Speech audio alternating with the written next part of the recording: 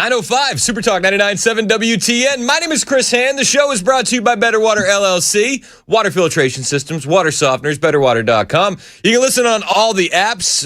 You can listen on the FM dial, little radio classic. You can watch the show as well. We are up and running on Super Talk TV. Are we up and running on Super Talk TV? We are up and running on Super Talk TV. It's good. I haven't, can I be perfectly honest with you? I feel this is actually a little embarrassing. I haven't gotten any of my notes up yet. Oh, yeah? I'm very thorough. I don't know, like even this morning. So we have to this is what me and Mason do every morning. When we pull back the curtain, Dan talks my ear off before he leaves. And then at the last moment, Mason's like, what's your YouTube title? And I'm like, oh, crap. And I'm like, okay, let me just dive into my notes and see what I got. And then I'll pick something. And I'm like, okay, here. But we did that, 45 seconds before we hit the air? Radio by the seat of your pants. So I wasn't really prepared, and I didn't have any of my notes open.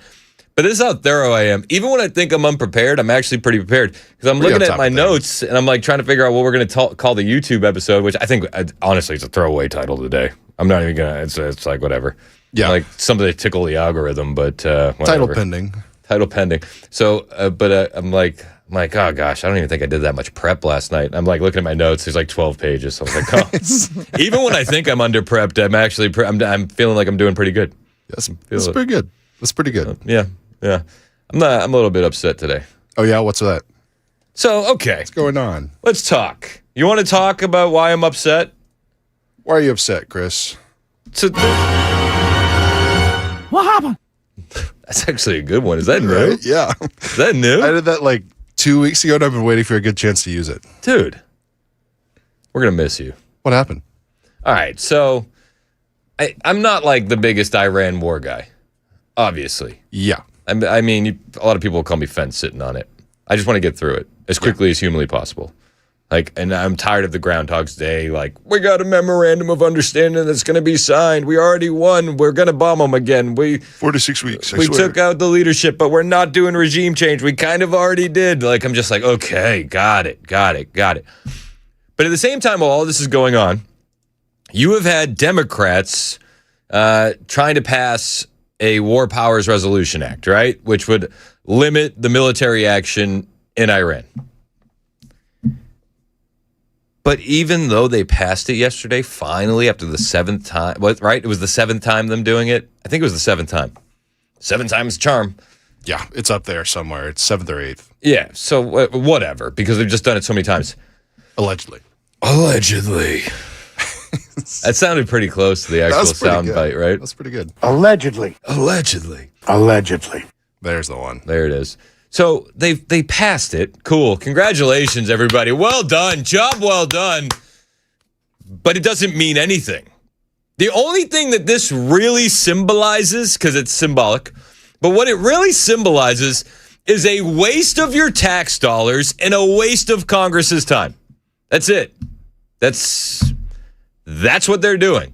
And at the same time, while I'm not gung-ho about bombing Iran, or the war, or the gas prices, I also don't want Democrats feeling like they can control Donald Trump's foreign policy. I would rather have Donald Trump make a bad decision on foreign policy than the Democrats decide what the decision is on foreign policy.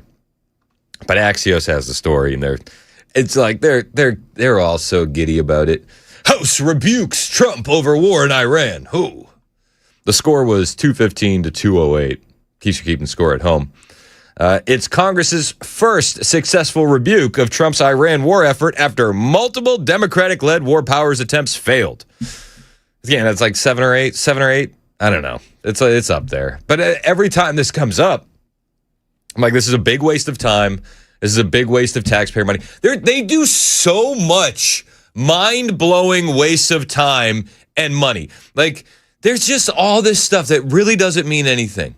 When they vote to censure somebody, Al Green did what Al Green does, and we're gonna censure him. Well, okay, well, what does that mean? You're gonna love this. We're gonna take a vote, and then he's censured, and you're okay, well, But like, what does that actually mean? He's like, so this is the best part. It means he's censured. And you're like, okay. So how much time and money did that cost you guys? Yeah, is it glorified name calling? Do you know what I mean? Like, I'm just like, there's so much stuff that they do where I'm like, this is just dumb.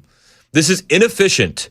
Inefficient on so many levels. This is an inefficient use of your time. This is an inefficient use of our money. Why are we doing this again and again and again and again and again?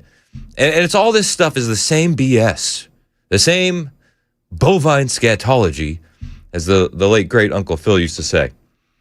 Rep. Jared Golden, a Democrat out of Maine, the one Democrat who has consistently voted against the Iran war powers resolutions, flipped and voted yes. 4 Republicans also chimed in. Reps Brian Fitzpatrick out of Pennsylvania. This is funny too. You have a Republican in Pennsylvania he's anti-Iran war, but the Democrat senator in Pennsylvania is like, bomb them, bomb them all. It's crazy. So Brian Fitzpatrick for the Republicans, Thomas Massey, of course, Tom Barrett out of Michigan, Warren Davidson out of Ohio. They voted in support of the measure. Even Axios with their great headline, "Oh, the House rebukes Donald Trump." They're like, this is largely symbolic, as the measure would still need to pass the Senate, and even then, Trump would just veto it. Again, everyone knows this is going absolutely nowhere.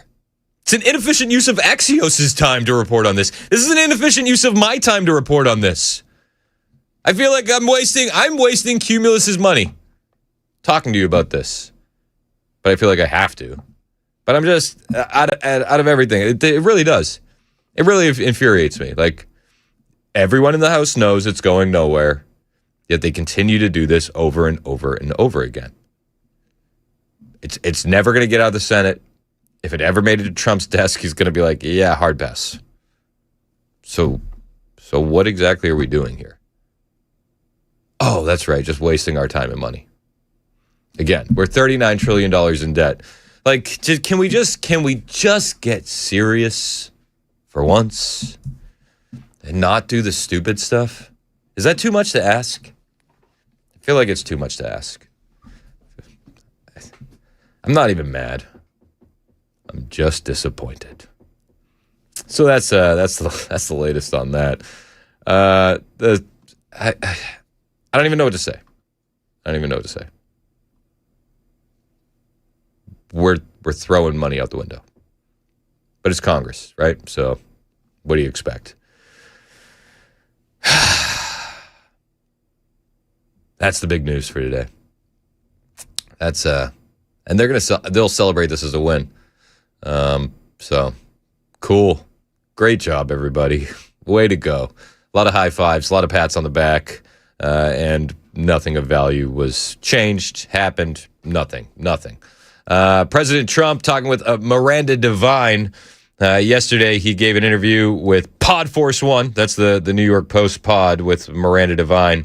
He says, guys, that Iran has already agreed to not have a nuclear weapon. Again, this just feels like just the same thing over and over and over again.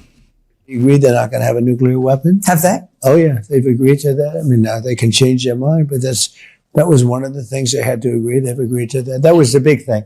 They've already agreed they're not going to have a nuclear weapon. Have they? Oh, yeah. They've agreed to that. I mean, now they can change their mind, but that was one of the things they had to agree. They've agreed to that. That was the big thing.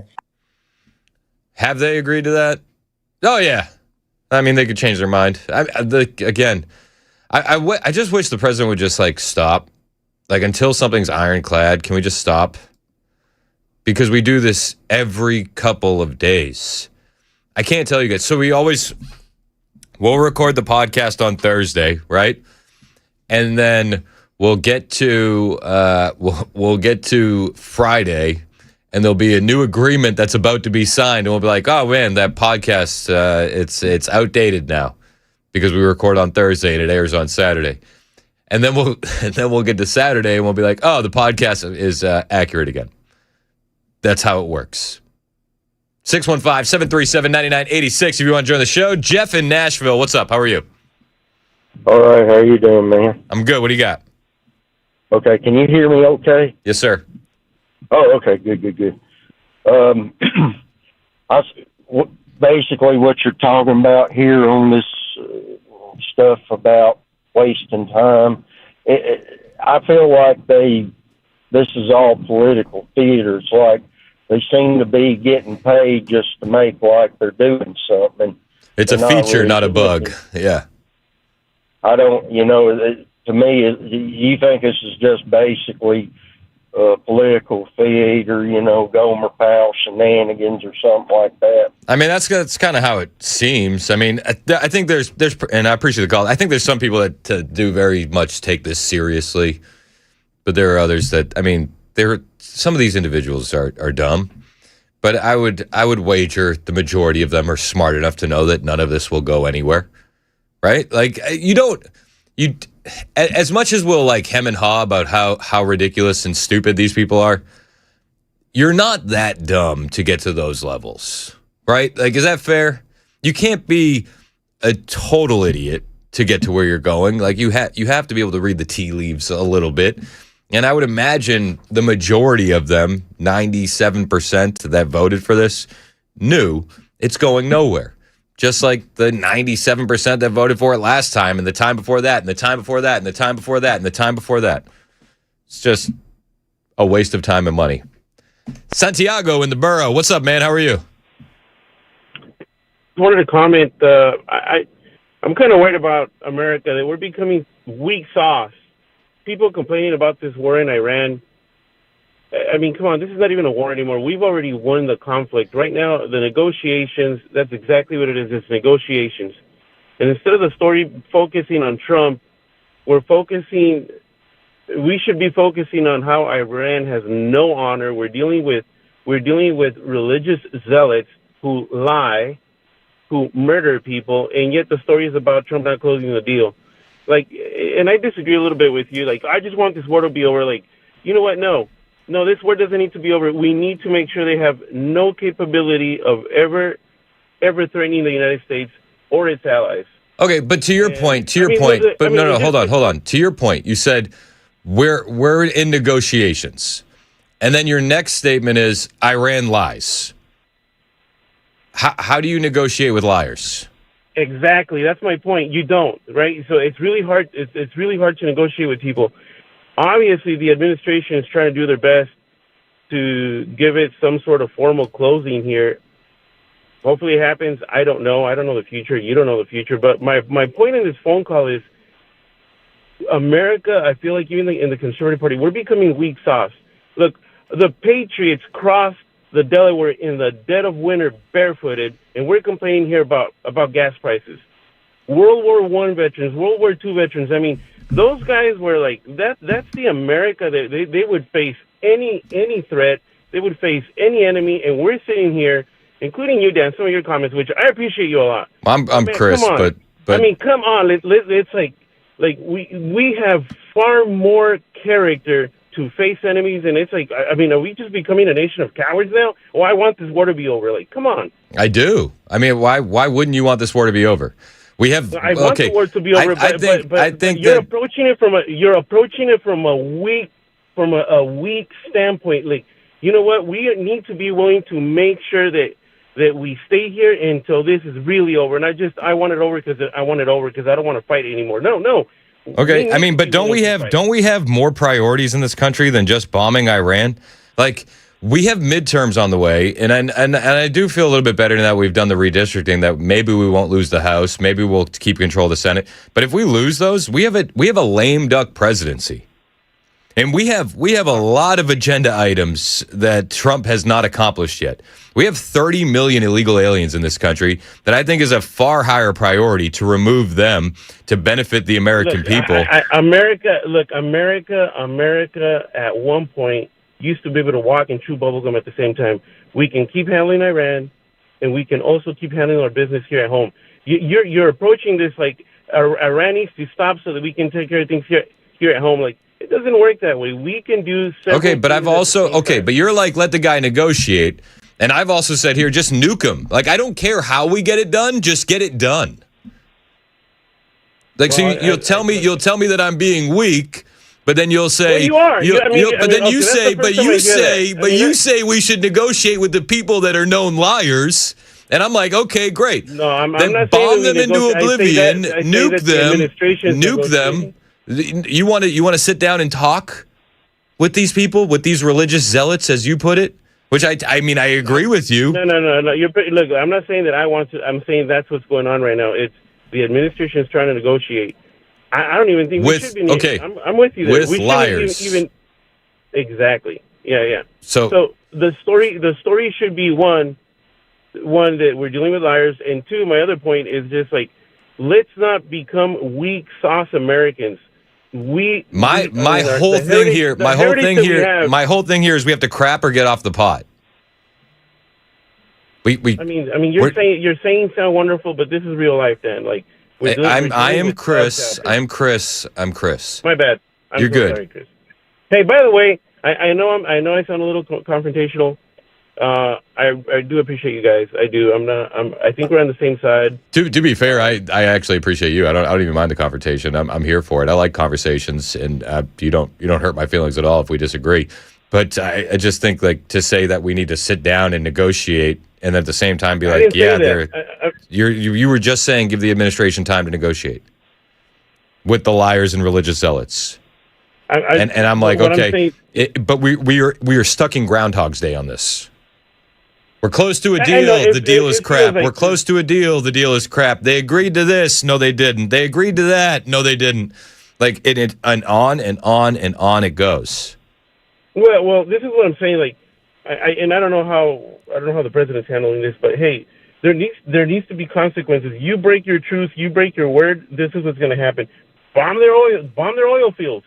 Get out of there. I mean, but that would be so dumb, because then they're going to bomb all the other oil fields that are around, and then the global prices are going to be chaotic for decades. It's not going to, that infrastructure is not going to be rebuilt overnight. And that's the other thing. America doesn't depend on the oil of Iran. We have enough oil for us to have our own prices down low. But we also have allies that depend on the oil out there. Like, this is bigger than just ourselves. They didn't even let us land our planes on their airports when we were dealing with Iran. I mean, that's fair, but this is bigger than ourselves. And I mean, you might be able to get through $4 gas prices, but the elderly woman that I have texting in who says that she's on a fixed income and she can't afford to get to work, that's different. Like, that's not belly aching, that's real life. For like the single mom out there with a few kids because her husband died of cancer, who's working 2 jobs, like, yeah, that's real life, man. And it's really easy to be like, I'm good. It's super easy to say. Look, you're moving into a different conversation. The conversation about my conversation. No. My conversation is we need to get this over with. No, my conversation is we need to get this over with as soon as possible. This is hurting actual Americans. We should not be selling oil. We should keep it here, and we should keep supplying our demand and not letting foreign demand increase our own pricing here. So why isn't the administration doing that? You know what? Because Trump is interested in making deals. This is the one area where I do disagree with the administration. We should keep feeding our own demand before we create pressure and demand on the supply that we do have that's driving up our prices. Take care of America first. Don't try to take care of America and then export our oil to other so-called allies that are not even allies anymore. Like, there's no reason to be doing that. Like, make sure that our supply is feeding the demand that we have here at home. But you can make the argument that Europe is not a great ally. You can actually make an argument that some of these Gulf states have been better allies through all of this. Kuwait, UAE, Saudi Arabia. Yeah, I mean, you can make the argument. I'm not necessarily making that argument, but you could. If we go in and blow up all their oil fields, then they're going to go in and blow up Saudi Arabia's oil fields, UAE's oil fields, Kuwait's oil fields, and then everybody hurts. Like, it's just, that's not a reasonable reaction. I mean, you just said right now, go ahead and nuke them. I mean, that was your comment. Yeah, I want to get through it as quickly as possible. Anyway, I think there's ways about handling this. Apparently, our administration is taking some different steps. I pray for them every day, and I pray for our country every day. And yeah, I do agree. We should kick all of the illegals out of this country, every single one of them. I just think that there's more America First priorities that we could be handling, and we're going to be able to get none of them if this war goes on, because we are losing the big tent that got Donald Trump elected. And if we have a lame duck presidency after November of 2026, like, dude, we're screwed. Like, what are we doing? Anyway, I've made my points. I don't want to go back in circles here, but hey, appreciate you, man. Thank you. I appreciate you as well. Thank you for the call. 615-737-9986 if you want to join the conversation. My name is Chris Hannon. I do have to tell you about my friends at Better Water LLC. These guys are the absolute best. You could have some nasty stuff in your water. Sulfur, iron, chlorine, bacteria, even E. coli. You're not going to know unless you get your water tested. Here's the best part. Better Water will test your water for free. Just call them, say, Chris Hansen, you'll test my water. They'll say, right away, ma'am. Right away, sir. Madam. They'll say, absolutely. They'll come through and they'll test it. If you got any of the nasty stuff, they offer a range of options to clean it up. Reverse osmosis, specialized filters, UV lights, Better Water, total pros. They're already treating the water at the coffee shops and the hospitals around town. I was actually talking to my neighbor just yesterday. We were at the little neighborhood pool. I said, you got to call Better Water. They are unbelievable. I didn't realize how great it would be having a water filtration system and water softeners until we got one. I mean, it's like even down to like the laundry. It's easier to clean your clothes. All the little things really do add up to a bigger picture when it comes to Better Water. Stop drinking the junk out of your tap. Stop bathing in it. Stop bathing your kids and your grandkids in it. Call Better Water today. 615-355-6063. 615-355-6063. Or check them out online. BetterWater.com.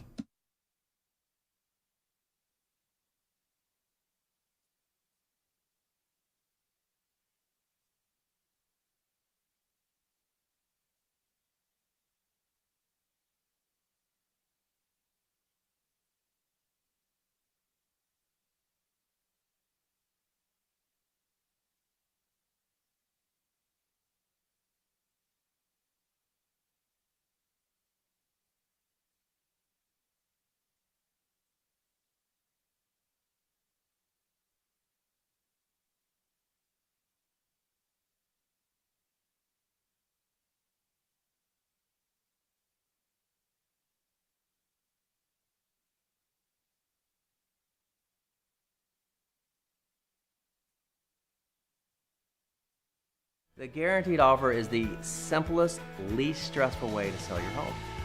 You go to our website, you fill out a quick form, we set an appointment, we bring you an all-cash offer. Literally, there's no lockbox on the front of your house, there's no showings, we pay all cash, we close in as little as 21 days, stress-free. We've helped thousands of homeowners just like you sell your home the hassle-free way with a guaranteed offer from Mark Spain Real Estate.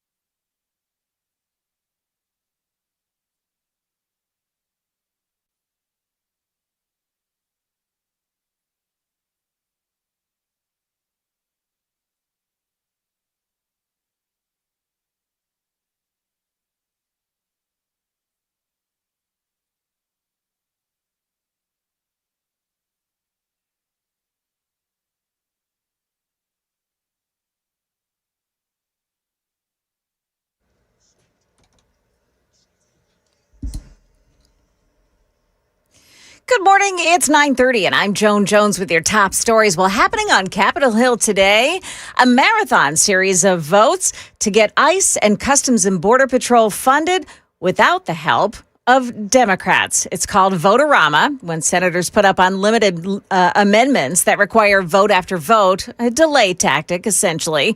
The reconciliation package they're voting on has been stripped of the $1 billion fund for Secret Service for security at the new ballroom being built at the White House.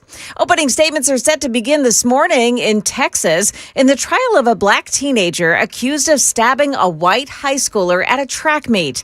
5 NBC reporter Meredith Yeoman says an uproar was caused yesterday when 3 jurors were struck by prosecutors. Prosecutors wanted those people struck because they said they were educators, but the defense objected, saying by getting rid of those 3 potential jurors, there would be 0 African Americans left on the jury. The judge ultimately decided with the prosecution, saying there were race-neutral reasons for those 3 people being struck. The family of the black teen, however, chose a white attorney, Mike Howard, to represent them. A close call between a JetBlue airliner trying to land in Fort Lauderdale Monday and a small plane that appeared to be in the jetliner's flight path. Air traffic controllers were heard trying to communicate with that smaller plane. The Beechcraft Duchess is registered to Sun City Aviation, a Florida pilot training academy. They told ABC Miami they were not doing anything wrong, saying we were doing everything legally that we were capable of. ABC's Matt Rivers there, who says the FAA is now investigating. That is the latest news. Weather's next. I'm Joan Jones, WTN News.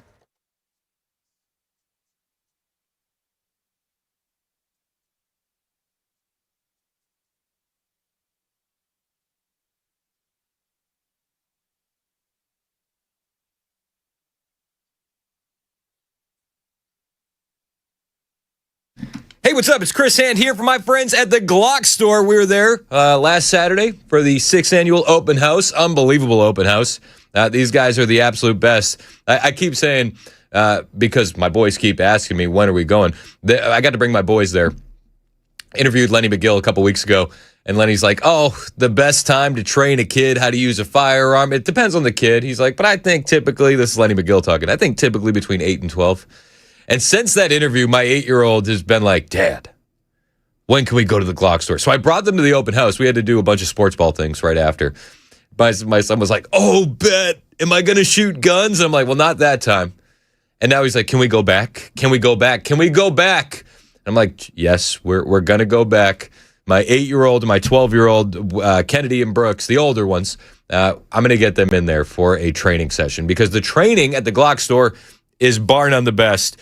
You don't have a lane range where you're shooting next to strangers. You have a private room with a private instructor. There is nothing like it. You're going to learn how to use a firearm, learn how to use it safely. And I trust the guys at the Glock store to teach my kids how to do it even better than I could teach them how to do it. Trust me, everybody knows that. But we're going to do it at the Glock store. We're lining up that session. We're going to put it on video, and I'm going to post it on my social accounts when we do it because it's going to be cool. It's going to be awesome, and we're going to have a lot of fun doing it. You should train at the Glock store as well. If you got kids, you got grandkids, you want to do something fun, you want to get them away from the iPad, how about you teach them how to use a firearm the right way, the safe way? You go to shoot270.com to book a session, or you can hop online at glockstore.com. Minutes from the airport, worth the drive from anywhere, always open online. Glockstore.com.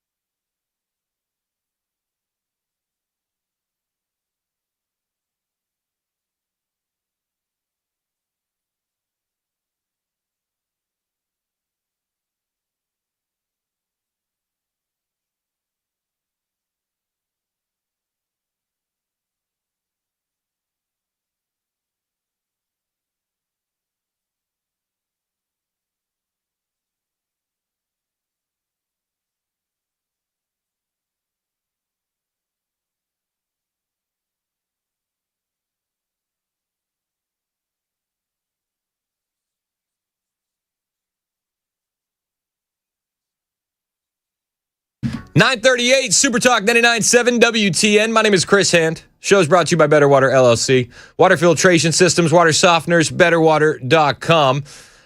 We got some more statements from President Trump from this Podforce One. So the podcast of the New York Post. Where there was a story going around the other day that Donald Trump was irate with Benjamin Netanyahu, Bibi Netanyahu. Now, people on the internet is like, this is political theater. This is bovine scatology. Obviously, Israel owns Trump. Obviously, Israel owns American politics. And listen, make your case by all means. I don't necessarily agree with you. I think that sometimes interests align, sometimes they don't. But there was a story in Axios that said President Trump was pissed because Israel kept going after Hezbollah in Lebanon, and Miranda Devine asked the president about it. Reported that you had a phone call with Bibi Netanyahu, the Prime Minister of Israel, in which you were angry with him. You said, "Are you effing crazy? What are you effing doing? I helped you stay out of jail." Is that true? Did you speak to him in those terms? I did. I wouldn't say angry. I was a little bit perturbed at his constantly fighting with Lebanon. You know, at some point I said, Bibi, we got to stop this. We got to stop it. But I have a very good relationship. We've done well together. He always says, we could never have done it, but everybody knows that we could have never done it without the United States. But I've worked very well together. I like Bibi a lot, and I've worked very well with him. We had I'm a wartime president. He's a wartime prime minister. Very important part of the world. And I think we've done, very well. We've gotten along very well together. I think that President Trump does have his issues with Bibi Netanyahu. And I think we've seen that a couple of times. You remember the scene outside the White House? Was it last year at this time?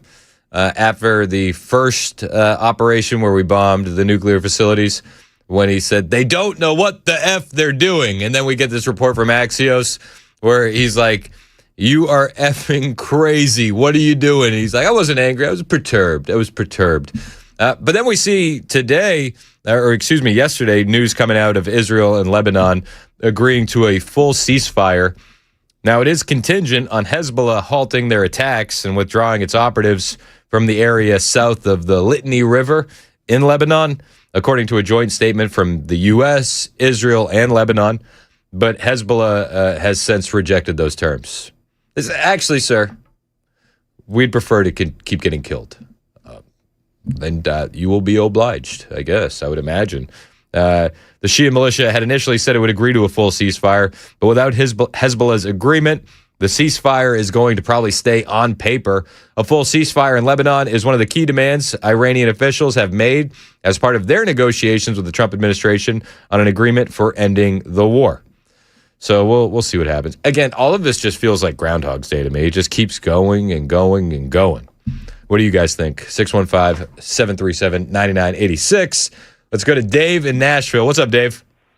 Hey, I was just wanted to comment. You had a previous caller talking about what America needs to do to lower the gas prices. Yes, sir. The way I understand it is our refineries are old, and they're made to process a certain type of oil.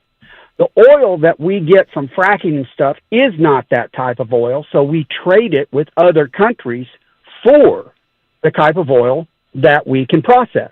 Yep. We need to update our refineries so that we can use what we have and not be dependent on the world. Yeah, that's the only way you're going to do it. You're absolutely right. That stuff just takes time. It takes time and it takes investment, and it's not going to happen overnight. I know, I realize that, but I mean that's all the talk about what the president can do and stuff. There's not a lot he can do about that. So but he can get people to invest in their refineries and update them so that they can handle that. Where do you stand on the current conflict? Are you for it? You against it? Are you tired of it? What's your temperature on it? I think that it needs to be finished, but not pull out. I think he needs to finish it. I think he needs to go ahead and do what he needs to do to make him stop. If he has to He's destroyed their army, or their navy. He's destroyed their air force. He's destroyed a lot of their retaliatory missiles and drones. Now he needs to go after the ones that are causing this. There's such chaos in there. If he could get one little break in there, the people of Iran would turn it over. Perhaps. And he has to be able to get that little weak link, find it, and pull that thread. I hear you, Dave. I appreciate the call, man. Call in anytime, all right? Thanks, Bob. All right, let's go to Randy on the road. What's up, Randy? Chris, how are you today? I'm good, man. How are you doing? Good, good. I think it's time for President Trump to take a hard look at going full Harry Truman on Iran. If you look back in history, the only way that we got the Japanese to surrender unconditionally was to inflict so much pain that they had to say, that's enough, we're done, we can't take anymore. And I think that after 46 years of putting up with Iran poking the bear, day in, day out, year in, year out, that it's time to put an end to this. Thoughts? Yeah, no, I'm with you. I just want it to end no matter how it looks. Like, Americans are hurting, so like crap or get off the pot. Again, I don't care if it ends via negotiations. I don't care if it ends via a nuke. Like I know, I was like, just end it. We're here now, so I think the time for debating on whether or not it was the right thing isn't exactly today. I think that today we need to figure out how to get it over with, and if the only way to get it over with is to go through them, then go through them. Let's go to our friend Brian. What's up, Brian? How are you? Hey, man. Good morning. Yeah, I couldn't agree more with those two guys. You remember back in the day when we used to say ditto? Well, those two guys, they're very smart sounding people. Yes, sir. As far as your comment about Trump being a little upset with Netanyahu, I mean, they're two. I think they're friends. I think they're real friends. And I think anytime, if me and you became friends for a long time, which I consider you a friend already, we'd have a skirmish at some point. We'd have a disagreement, an argument. And I think that's healthy because I'm not going to go. I've heard you say things that I don't agree with, and you probably heard things I've said. Everybody in my life always says they don't agree with some of the things I say, and I don't mind talking about it. Like you said, have the conversation. Yep. But if we continue, as far as I'm concerned, Israel's done a lot, 50%, maybe more, of our dirty work. When that conflict started, it's not a war because those people are cowards. And that one guy who said, if we could just do something over there and maybe sew a thread, those people would take over. I'm not sure about that. I just don't feel. I say that all the time about people we have to go in and straighten out. I always say, why don't the people? Did they not read history where our people over here died? Thousands and hundreds of thousands died to do things in this country, like the Civil War and the Revolutionary War. And those were, at the time, I mean, nobody wanted to do that. I mean, step up. Yeah. Like in Joshua where it says, send me, Lord. There's not a lot of people in this world that they'll talk about it, but will they really do it? And I agree he needs to finish it, but I'm not sure he can ever finish it because who knows what's going to fire up after we do go in and say, no more negotiation, which he's been saying for months. But I still support our president. I trust him. I just cannot find a negative. I know he's bluffing a lot and it makes people like you say, quit talking about it and do something. But that's easily said than done. Yeah, I mean, I hear you. I just know that, and you have conversations with people. I have conversations with people, and it's like you can't argue with the fact that he's losing a lot of support. And I appreciate the call, Brian. You can't argue with the fact that he's losing a lot of support because of this conflict. It's just the reality of the situation. There are going to be conservatives that get upset about that, but like we have to call balls and strikes on that. He's losing a lot of the independents. He's losing a lot of the libertarians. He's losing a lot of the Gen Z voters. And that's not a good thing. We need these people to win elections. Do negotiations get easier moving forward? The president of Iran had resigned, so at least we don't have to deal with him anymore. I know the IRGC, they're increasingly hardline, militant, and radicals. But they're also saying that the supreme leader is getting more and more involved, and he's waking up a bit more, and getting more and more involved with day-to-day operations in Iran. That's at least what Rubio was saying the other day. Same strike and so forth. Are you confident he's still alive, by the way? Yeah, I think there's indications that, in fact, we've not heard from him publicly. We haven't seen him publicly. And I would imagine, given what's happened to multiple leaders in that system, being very public is probably not something that's recommended for them internally. But that said, I think there are indications out there that he is increasingly engaging at some level, although all of his communications have been in writing and through intermediaries. So Rubio says he's getting more and more involved. Trump also said with Miranda Devine that he would be willing to meet with the new supreme leader of Iran. Would you like to meet him or meet any of the Iranians in person? I've never thought of it, actually. It's a very good question. I'll think of it. Yeah, I'd like to meet him. I like to meet everybody. I'd like to meet him. We probably will meet at some point, depending on how it all works out. Yeah, we'll see. I mean, I think a face-to-face like that might actually change some things, though. I've heard reports that he no longer has a face. Have you heard those reports? I don't know how true it is. Mike in Columbia, what's up, man? How are you? Hey, guys. How y'all doing today? Good, man. How you doing? Okay, I'm doing pretty good, but I've got an observation. You had a gentleman call in earlier and said they need to pull a Harry Truman on Iran, and I'm assuming he means to strike them with, high-energy weapons. Here's why I don't think that will work. World War II, the Japanese Army and Japanese Navy fought each other about as much as they fought the Allies. And after the bombs were dropped on Hiroshima and Nagasaki, there was a great deal of argument of whether to surrender or not. The Japanese Army didn't want to. They actually plotted a mutiny that almost worked to overthrow the emperor to not surrender. You don't have that division of military in Iraq. They are all subservient to the Revolutionary Guard and the religious government. I think you would have to burn every rock and stone in Iran to make this happen. So I don't think this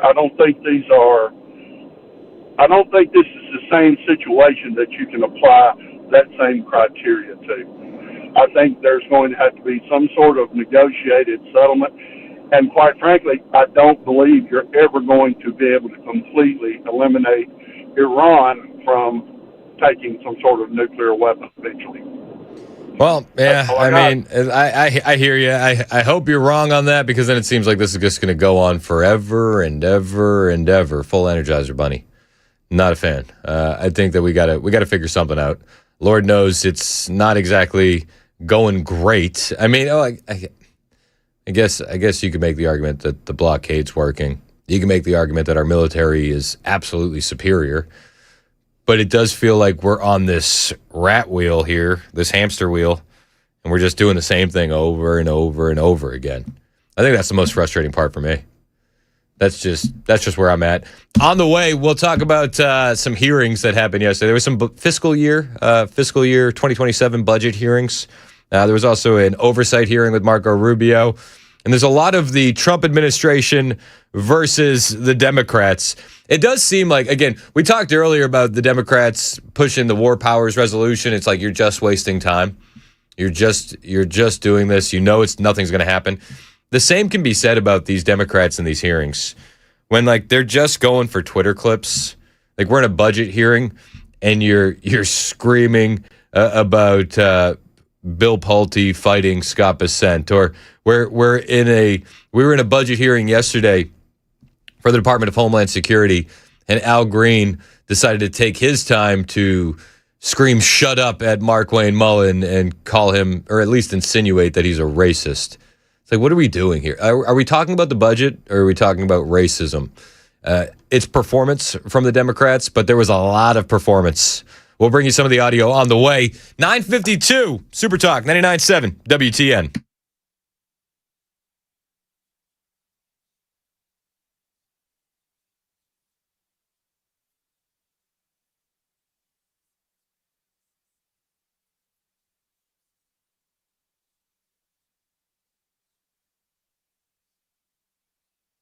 Hey, what's up? It's Chris Hand. Let me tell you about my friend and yours, Aaron Parker, over at Parker Safes and Vaults in Shelbyville. They are our veteran-owned, family-run safe and vault door business right here in Middle Tennessee. You can get a safe from a lot of places, but buy a safe from somebody who aligns with your values, who doesn't hate you. I love spending money with good people, and if you need a safe, there's nobody better than Aaron Parker and his family. Let's be honest, a lot of us want a safe, but we got questions. We got these questions that need answers. Which one do we get? Where do we put it? How do we get it installed? Aaron and his sons, they're going to help you with every single one of these questions. For starters, they run a YouTube page. Search Parker Safes on YouTube. You'll find a detailed video review of every safe they have in stock. From there, they'll help you figure out where to put it. They'll deliver it. They'll carefully and discreetly install it themselves. Aaron has told me that they got some great deals going on right now. Tons of great safes. Not safes that can be tipped over and pried open by a teenager. Spoiler alert, those are filing cabinets, not safes. These are real quality safes from brands like American Security, Rhino, Liberty, Heyman, and you're going to get them at Parker Safes and Vaults. Don't put it off any longer. Call Aaron today, 931-842-6445, 931-842-6445. It's Parker Safes and Vaults. And when you mention the Chris Hand Show when you buy your safe, you'll get a free pistol safe while supplies last. ParkerSafes.com.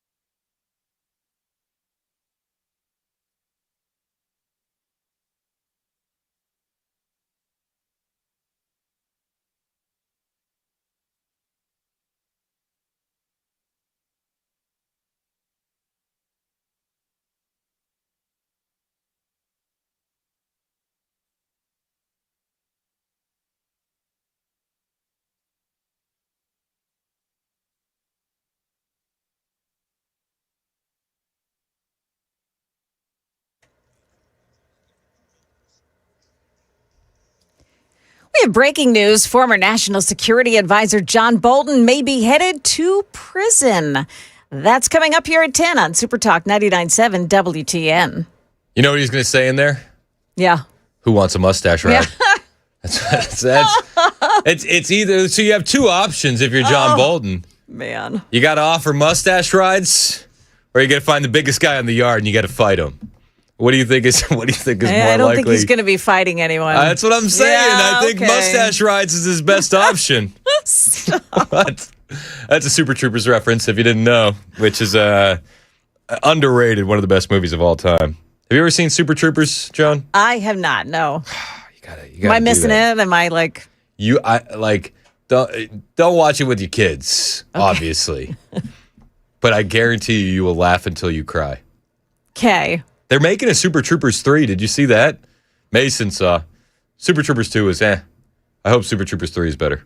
Yeah, I'm hoping it was just one movie that was bad. Yeah. It could be. You never know. You never know. Sequels are never good. I know. We got a lot to get to. I'm going to bring you some of the audio from the Democrat budget hearings and, the Trump administration budget hearings, but the Democrats' performances during them. And I've had some people texting me about baseball. We got a lot of baseball on the way. Are you ready for this? We got playoff games tonight for Brooks. Oh. Go Yankees. We'll be at Murfreesboro's Sportscom around 5:45. Then we got playoff games for Bishop tomorrow. Wow. And Saturday, Brooks and Bishop both have a tournament, completely different sides of town. Of course. Why would they do it? This is when you do the divide and conquer, right? You got to do the divide and conquer. Yeah. Bishop's little travel ball team, though, like Brooks's team is good, don't get me wrong. But it's not as cute as Bishop's. Bishop's like a little guy, Some of these kids still have the little kid legs when they're running, And but it's like a bunch of 6-year-olds that can actually hit and catch and throw. So it's like you're watching these little midgets out there actually make baseball plays, and it's adorable. I love it. I wouldn't change it for the world. We got a lot on the way. Hang out with us. It's 10 o'clock on Super Talk 99.7 WTN.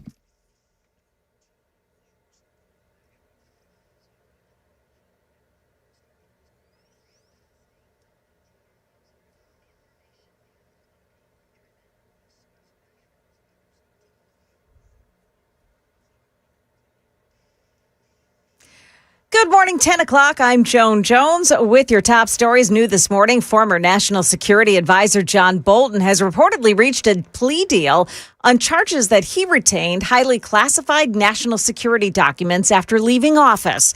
Bolton will reportedly plead guilty to one count. He'll pay a $2 million fine, and he may be sentenced up to 60 months in prison. As the CEO of a tech company has been charged with selling U.S. computer technology to the Iranian government. Eyewitness News' Scott Reef reporting from a chopper over that CEO's lavish home in Newport Beach, California, yesterday. 63-year-old Jamshid Gomi. He is a CEO of an Iran-based tech company. Specifically, he's been arrested for conspiracy to violate the International Emergency Powers Act and aiding our declared enemies by violating sanctions, providing Iran with networking equipment and encryption equipment. So at this point in time, they're looking at someone from some of the details we have that may have been involved in this activity for the last 10 years, and it may be hundreds of millions of dollars that may have been moved around between different companies. Acting Attorney General Todd Blanche announcing yesterday the U.S. will seize that $35 million mansion. He says it's purchased with illegal proceeds. Chalk one up for the license plate readers in Mount Juliet. An LPR helped capture a convicted sex offender wanted on multiple violent felonies in Rutherford County. Police say 38-year-old Lorenzo Sawyers was stopped near Lebanon Road and South Green Hill Road and arrested without incident. The number of unemployed Americans applying for state benefits unexpectedly surged last week. Economists expected initial jobless filings to remain steady at around 215,000 in the week ending May 30th. Instead, the figure surged to 225,000 applications. The 4-week moving average is less prone to wild fluctuations, but even it rose last week by 6,500 from the week before. That's ABC's Jim Ryan reporting on the stock market this morning. The Dow Jones Industrials right now up 800 points. The NASDAQ, however, is falling 120. That is the latest news. Weather's next. I'm Joan Jones, WTN News.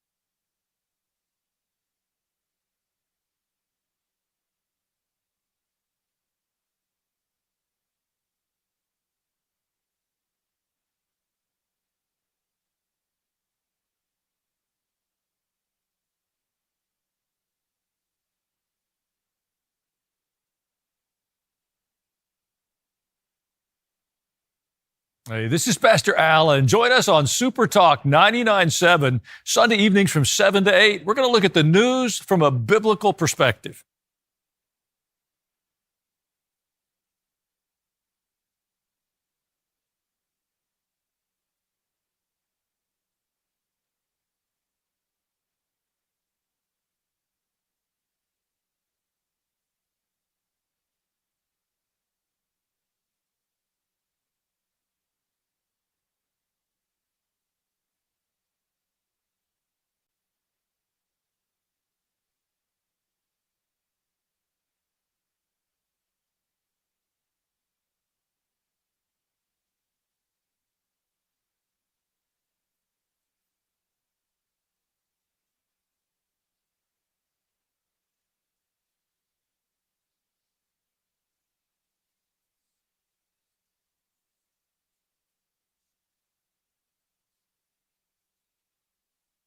It's 10:05 on Super Talk 99.7 WTN. My name is Chris Hand. Show's brought to you by Better Water LLC. You can join us any way you'd like.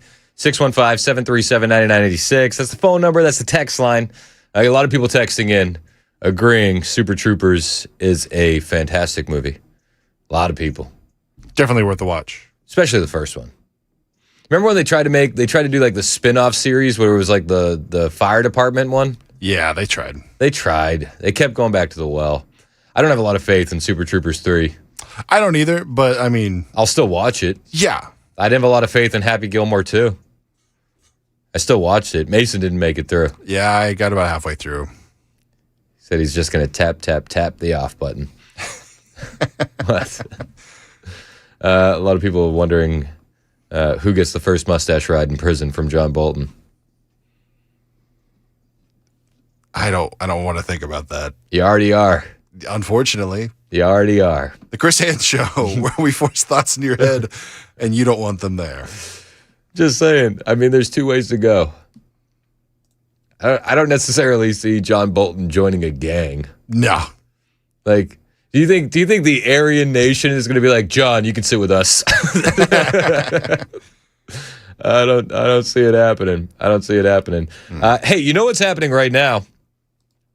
In Ohio, the Attorney General, the acting Attorney General, soon to be the full-time Attorney General, Todd Blanche, has just announced a massive $50 million fraud bust. Charges for over a dozen fraudsters. I love this stuff, man.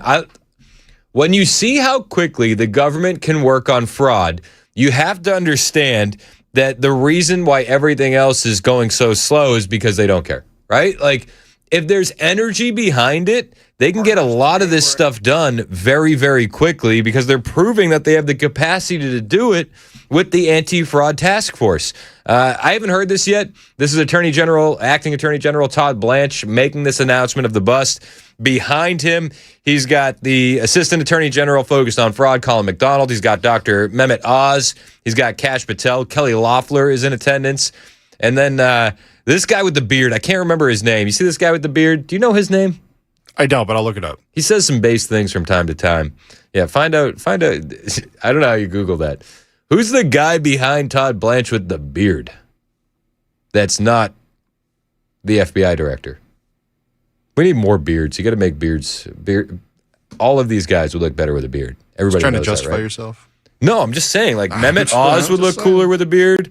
Colin McDonald, the Assistant Attorney General focused on fraud, wouldn't look 15 if he had a beard. Most people look cooler with a beard. It's just true. It's a glow up, if you will. I had so much gray in my beard now. Damn kids. Here's Acting Attorney General Todd Blanche making the announcement. Partners, today we're announcing charges that were either unsealed today or over the past week against 14 defendants allegedly involved in fraud schemes targeting over $50 million here in Ohio. And again, these numbers are staggering, but just the tip of the iceberg, both here in Ohio and nationwide. Sadly, Ohio is facing some of the most significant fraud schemes in the country. Medicare fraud, pandemic relief fraud, even an international romance fraud scheme that I think you'll hear about shortly. And to meet this challenge, to meet this crisis, our response has been and will continue to be aggressive, comprehensive, and we will not stop until we fix this problem. Again, when there's energy and some attention paid to these things, you get results. Did you hear what he said? An international romance scheme? Did you hear that one right at the end there? When he was listing all the fraud that's happening in Ohio? He said an international romance scheme? Pandemic relief fraud, even an international romance fraud scheme that I think you'll hear about shortly. Is that like when you'll get the message from Brad Pitt on Facebook, and he's like, "I'm leaving whoever he's married to now." Remember, you hear those stories? They're like, Brad's gonna leave. I don't know who's he married to. Is it still Angelina Jolie? I don't know. I don't keep up with the celebrity stuff. I think they're all broken up at this point. But people will get messages from like fake accounts, and it'll be like, "Hey, it's Brad Pitt. I found your pictures, and you are adorable, and I'm willing to leave my wife, but my money's going to be tied up in the divorce. Can you send me $100,000?" And people will actually buy that stuff. To me, if you can dupe somebody pretending to be Brad Pitt, saying you're leaving your wife, or doing the Ethiopian prince thing, I think you deserve to keep the money at this point. I think the person that falls for it should be charged criminally. That's just me. I don't know who needs to hear this. You are not messaging with Brad Pitt on Facebook. You're not. I know. I would make it, if I was going to run one of those fraud schemes, I would make it far more reasonable. Like, I would pretend to be like the guy who played George on Seinfeld. I'd be like, "It's Jason Alexander." Wouldn't that be like, that would be that? Okay, I could see that. I could see that. Nobody would send Jason Alexander $100,000. No. And to meet this challenge, to meet this crisis, our response has been and will continue to be aggressive, comprehensive, and we will not stop until we fix this problem. I want to emphasize something about what the cases that we're bringing represent. A unified, statewide fraud-fighting effort that's firing on all cylinders. You're going to hear from some of us today after I finish, the U.S. attorneys, federal investigative partners, state partners, and agencies that are going to move fast, are going deep, and we're delivering results for the American people. So I want to take a moment and thank the prosecutors and agents who work these cases. They're not easy cases to work. They're not easy cases to investigate. But they're getting it done. Now, I don't know. Listen, causation doesn't equal correlation. But we know Ohio is a hotbed for fraud. We also know that Ohio just happens to be number 2 for Somalis nationwide. I don't know. I'm not saying that they're related. I'm not saying that it's only Somalis committing the fraud either. But you import the third world, you get third world problems. I don't know. Are we going to see some more Somali arrests? Is that what we're going to see? Maybe. This is still going on. The DOJ is also charging Ohio State employees in alleged fraud schemes. So we're trying to pull the audio. They just ended this press conference, so we're going to just find the latest audio. They're saying the charges are in Columbus, Ohio. 14 defendants accused of targeting more than $50 million in fraud. I believe that this is a different clip. It may or may not be. Stand by, because this is all happening in real time. So let's check this one out. This is Todd Blanche in Columbus. In total, between our state and federal partners, today we're announcing charges that were either unsealed today or over the past week against 14 defendants allegedly involved in fraud schemes targeting over $50 million here in Ohio. And again, these numbers are staggering, but just the tip of the iceberg, both here in Ohio and nationwide. Sadly, Ohio is facing some of the most significant fraud schemes in the country. Medicare fraud, pandemic relief fraud, even an international romance fraud scheme that I think you'll hear about shortly. So again, I don't know. Causation and correlation, right? Second for Somali population. I think one of the key differences that you're going to find when it comes to Ohio versus a place like Minnesota, don't you know, is that in Minnesota, they sue the Department of Justice so that way they don't have to turn over records. And in Ohio, they're working with the Department of Justice so that way they can root out the fraud. And I think that's the big difference between red states and blue states.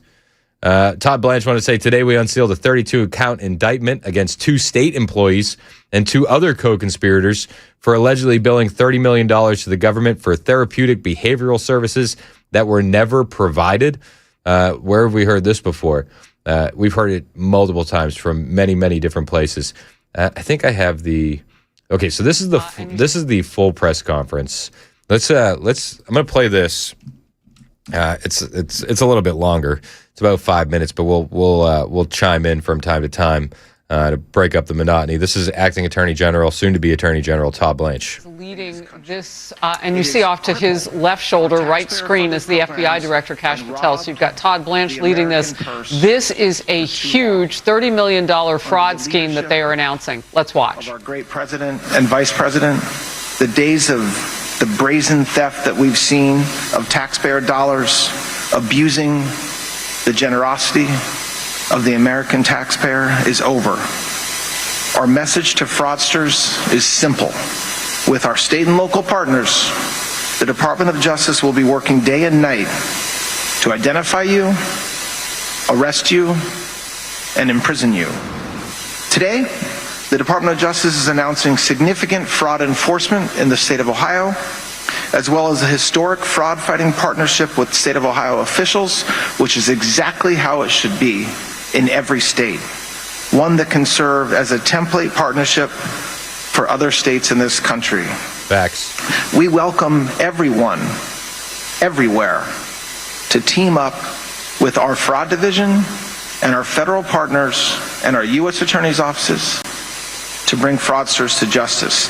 And they should be working with the federal government. Everybody knows it. Again, J.D. Vance has a round table with every attorney general in the country being invited, and only attorney generals from Republican states showed up. It's weird. Connecticut and Oregon sent some representatives, but everybody else was just too busy. They didn't have the time to meet with the anti-fraud task force to fight stuff like this. I want to talk about a few cases that we're announcing today, and I think you'll agree with me that some criminals have gotten so bold, so audacious as to defraud the government of tens of millions of dollars. I'm just going to give a few examples right now. It should shock your conscience. Today, we unsealed a 32-count indictment against 2 state employees and 2 other co-conspirators for allegedly billing $30 million to the government for therapeutic behavioral services that were never provided. We've also unsealed an indictment charging 4 defendants in a scheme to defraud a COVID program. Again, these programs, as we all know, were meant to benefit small businesses and individuals struggling because of the pandemic. In total, services that were never provided. We've also unsealed an indictment charging 4 defendants in a scheme to defraud a COVID program. Again, these programs, as we all know, were meant to benefit small businesses and individuals struggling because of the pandemic. In total, between our state and federal partners, today we're announcing charges that were either unsealed today or over the past week against 14 defendants allegedly involved in fraud schemes targeting over $50 million here in Ohio. And again, these numbers are staggering, but just the tip of the iceberg. I mean, when you're $39 trillion in debt to have millions of dollars going out the door because of this kind of fraud, it is absolutely insane. And I'm glad that the government is rooting this stuff out. And when they put the energy and the attention on it, it looks like they can get things done very, very quickly. Hear from some of us today after I finish, the U.S. attorneys, federal investigative partners, state partners, and agencies that are going to move fast. They're going deep, and we're delivering results for the American people. So I want to take a moment and thank the prosecutors and agents who work these cases. They're not easy cases to work. They're not easy cases to investigate, but they're extraordinarily important to the American people and to restoring faith, trust, and justice in our systems. All right, I'm not going to go through all the thank yous. I'm not going to go through the pats on the backs, but I will say that this is good. We need more of this, not less of this. And shout out to the Trump administration for taking this serious. I saw one yesterday, a piece of audio that I wonder if is related to this. I'm sure it is. That there was a building there was a single address, okay, where 94 companies were registered to this single address in Ohio, and one of them cashed in up to $650,000 per month. This was from the Oversight Committee. They posted this video. James Comer was talking about it. How many providers did you see located at the same address, and why is that a red flag for fraud? Well, in one building, we saw 94 companies. There's one landlord that How many? 94. In one address? Mm-hmm. Wow. You would think a state employee would catch that. I mean, that's part of the problem, in my opinion, Mr. Chairman, with Medicaid is it's overwhelmingly federal dollars, but it's administered by the states. So the states aren't as concerned because it's federal money. It's not their money. And that's a joke. And I'm glad we're doing something about it. I'm glad the Vice President's interested in it. This committee's interested in it. Mr. Rosiak, did you see any other signs that services were not being provided, like abandoned office space? Yes, I saw office space that was totally abandoned. I saw offices that had signs that said, "We've just stepped out to lunch," but it was clear that was an attempt to deceive because there was, for example, stacks of mail piled up at the door, sometimes postmarked months ago. You also reported companies with rapid and unusual growth. Should state oversight authorities have been alarmed by these trends? Yes. I mean, for example, there was a janitor who renamed her LLC to be Mental Health and started billing Medicaid $100,000 in the first month. Oh my Later gosh. up to $650,000 in 1 month, and then she left the country. And so if you were to start a roofing business, it takes time to build clients. How do you get $100,000 in business the first month? That's something people could ask. Well, I really appreciate your investigative work. You are curious. And that's what a journalist is supposed to be. But unfortunately, a lot of the journalists today aren't curious when it comes to fraud and abuse of taxpayer dollars. So No, he's absolutely right. In fact, a lot of the journalists did their best to try to disprove the independent journalists like Nick Shirley instead of investigating the actual fraud claims. And then when it became too big to ignore, then they just basically ripped off Nick Shirley's reporting and did it themselves, but said, "This is CBS." Cool. Listen, I love this stuff. I'm here for it. We'll find the story. We'll break down exactly what's happening in Ohio. This is it's a massive story, massive bust. $32 million in fraud in one instance, $50 million in COVID fraud in another. Tip of the iceberg. Again, correlation doesn't equal causation, but to the area where they are, second largest population of Somalis. I don't know. Just interesting. 1023, Super Talk, 99.7 WTN.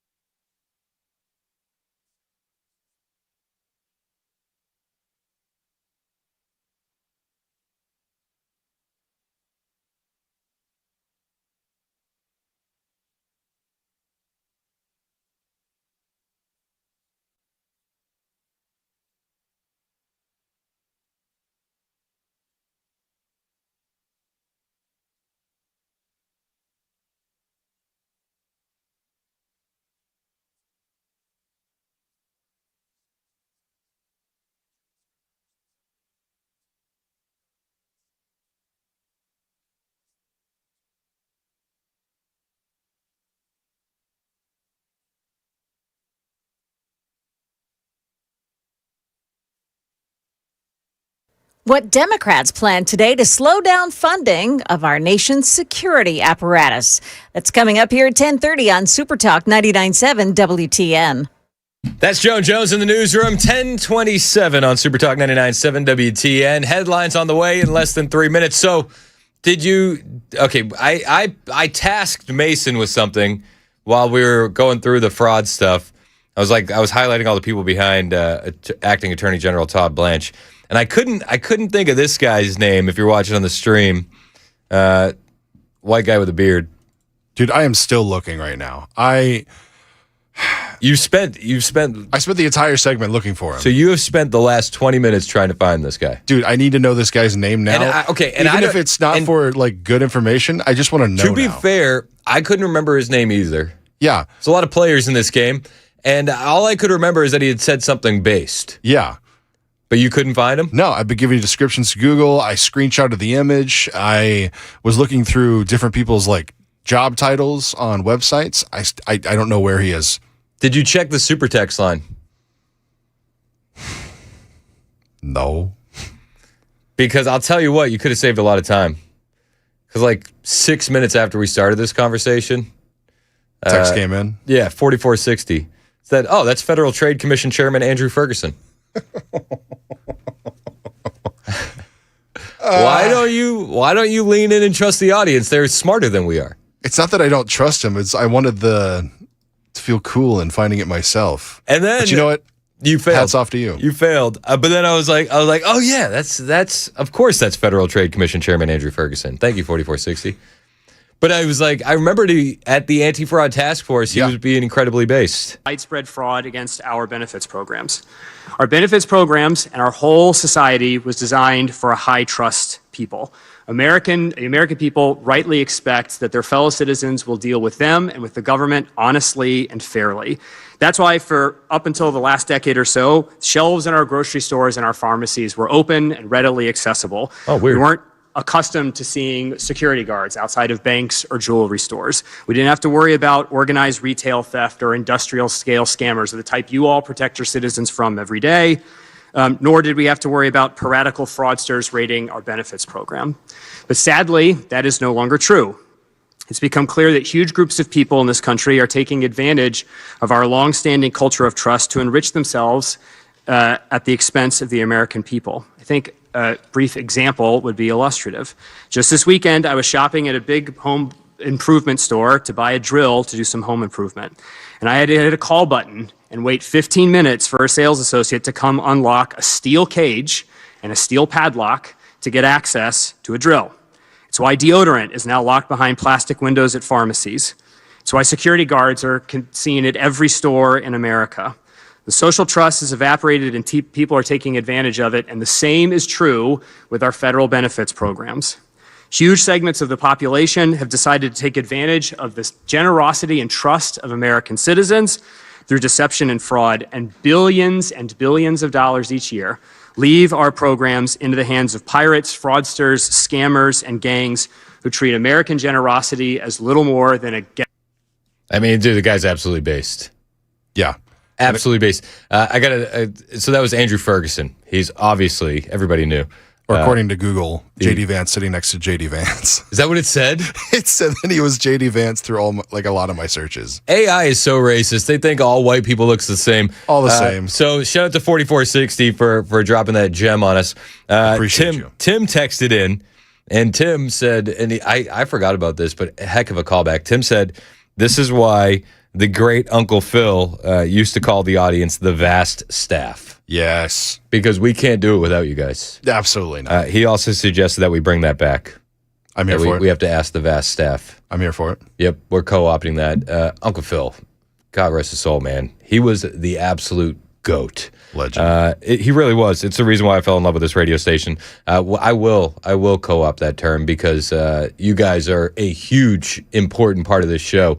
I like to call it crowdsourcing, but we will literally spend 20 minutes looking for something that took you guys 2 minutes to let us know. You're skilled, and we appreciate you. We do. Thank you for your service and your attention to this matter. 1032, Super Talk, 99.7 WTN.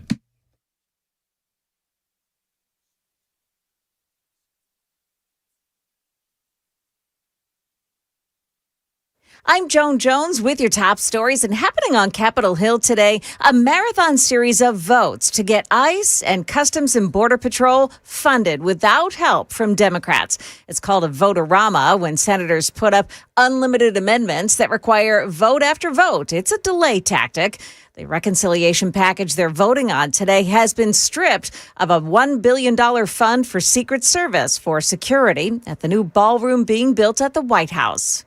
Opening statements are set to begin this morning in Texas in the trial of a black teenager accused of stabbing a white high schooler to death at a track meet. 5 NBC reporter Meredith Yeoman says an uproar was caused yesterday when 3 jurors were struck by prosecutors. Prosecutors wanted those people struck because they said they were educators, but the defense objected, saying by getting rid of those 3 potential jurors, there would be 0 African Americans left on the jury. The judge ultimately decided with the prosecution, saying there were race-neutral reasons for those 3 people being struck. The family of the black teenager on trial, however, chose a white attorney, Mike Howard, to represent them. A close call between a JetBlue airliner trying to land in Fort Lauderdale on Monday and a small plane that appeared to be in the jetliner's flight path. Air traffic controllers were heard trying to communicate with that smaller plane. The Beechcraft Duchess is registered to Sun City Aviation, a Florida pilot training academy. They told ABC Miami they were not doing anything wrong, saying we were doing everything legally that we were capable of. That's ABC's Matt Rivers, who says the FAA is investigating. That's the latest news. Stick around for your weather next. I'm Joan Jones, WTN News.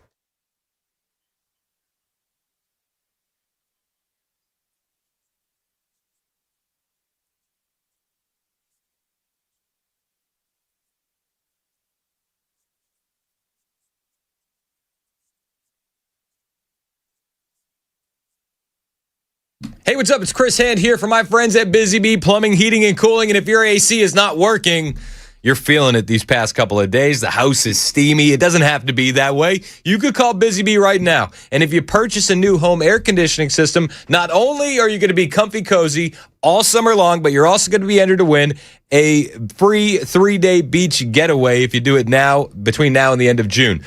Busy Bee is going to cover your gas, your lodging, 2 meals a day. One lucky winner is going to be announced on their Facebook page at the end of the month, so make sure you like the Busy Bee Facebook page. Maybe you're good on the AC, but you're looking to improve your home's air quality. Well, you could save a lot of money there, 10% on the deluxe air duct cleaning package, 5% on the mid-tier package. Maybe you're good there, but you need some plumbing. Well, you got to take $100 off any plumbing repair, over $500. And for a limited time, you'll receive a free Yeti cooler with any whole home drain, repipe, or water repipe project. All of this and more from our friends at Busy Bee Plumbing, Heating, and Cooling. 615-775-7833. 615-775-7833. BusyBeeHVAC.com.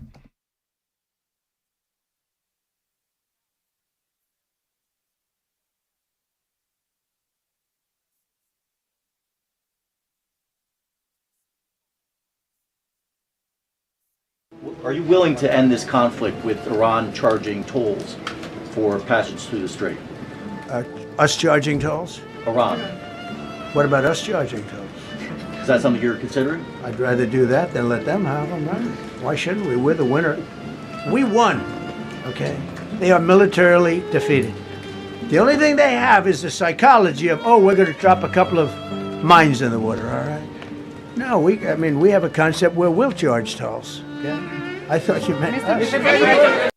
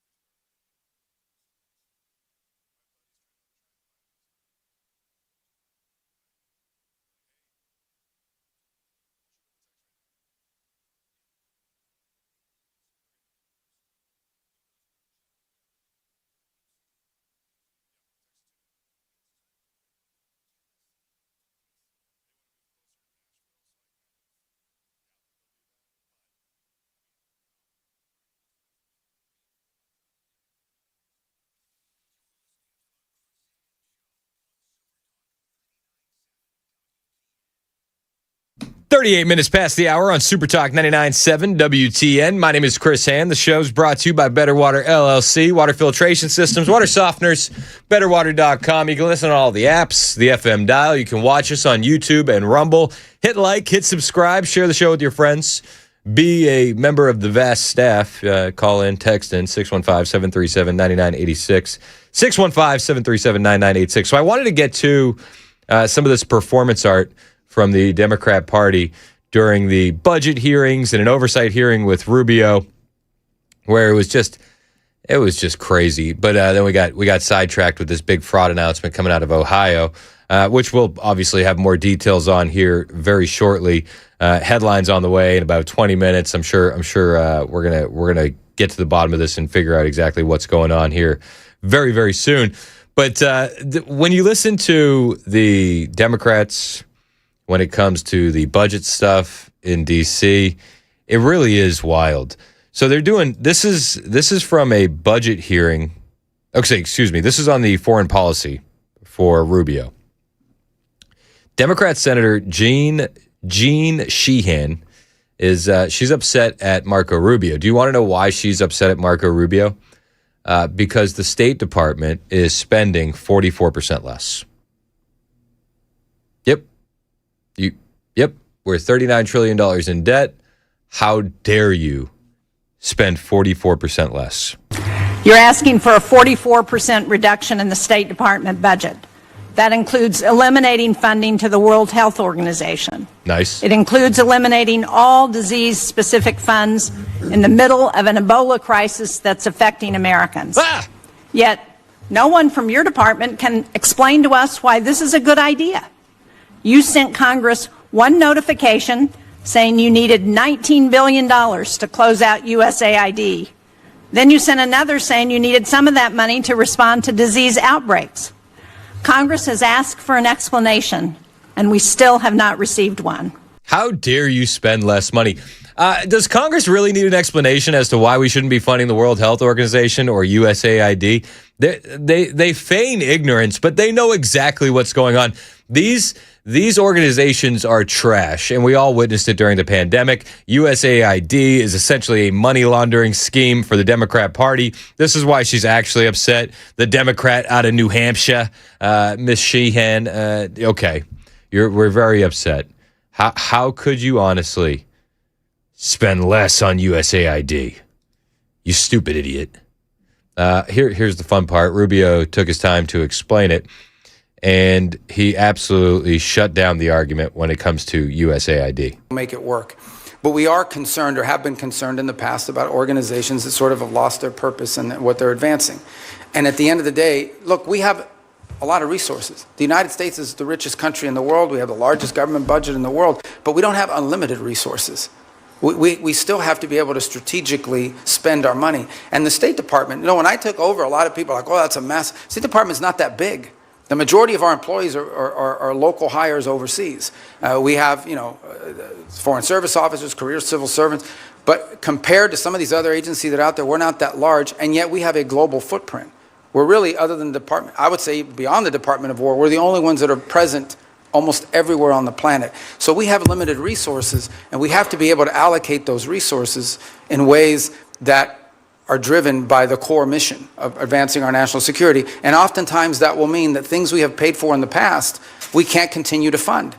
And when we're talking about national security, one of the biggest threats to our national security is the national debt. We're $39 trillion in debt. He should be getting a standing ovation for reducing the spending by 44%.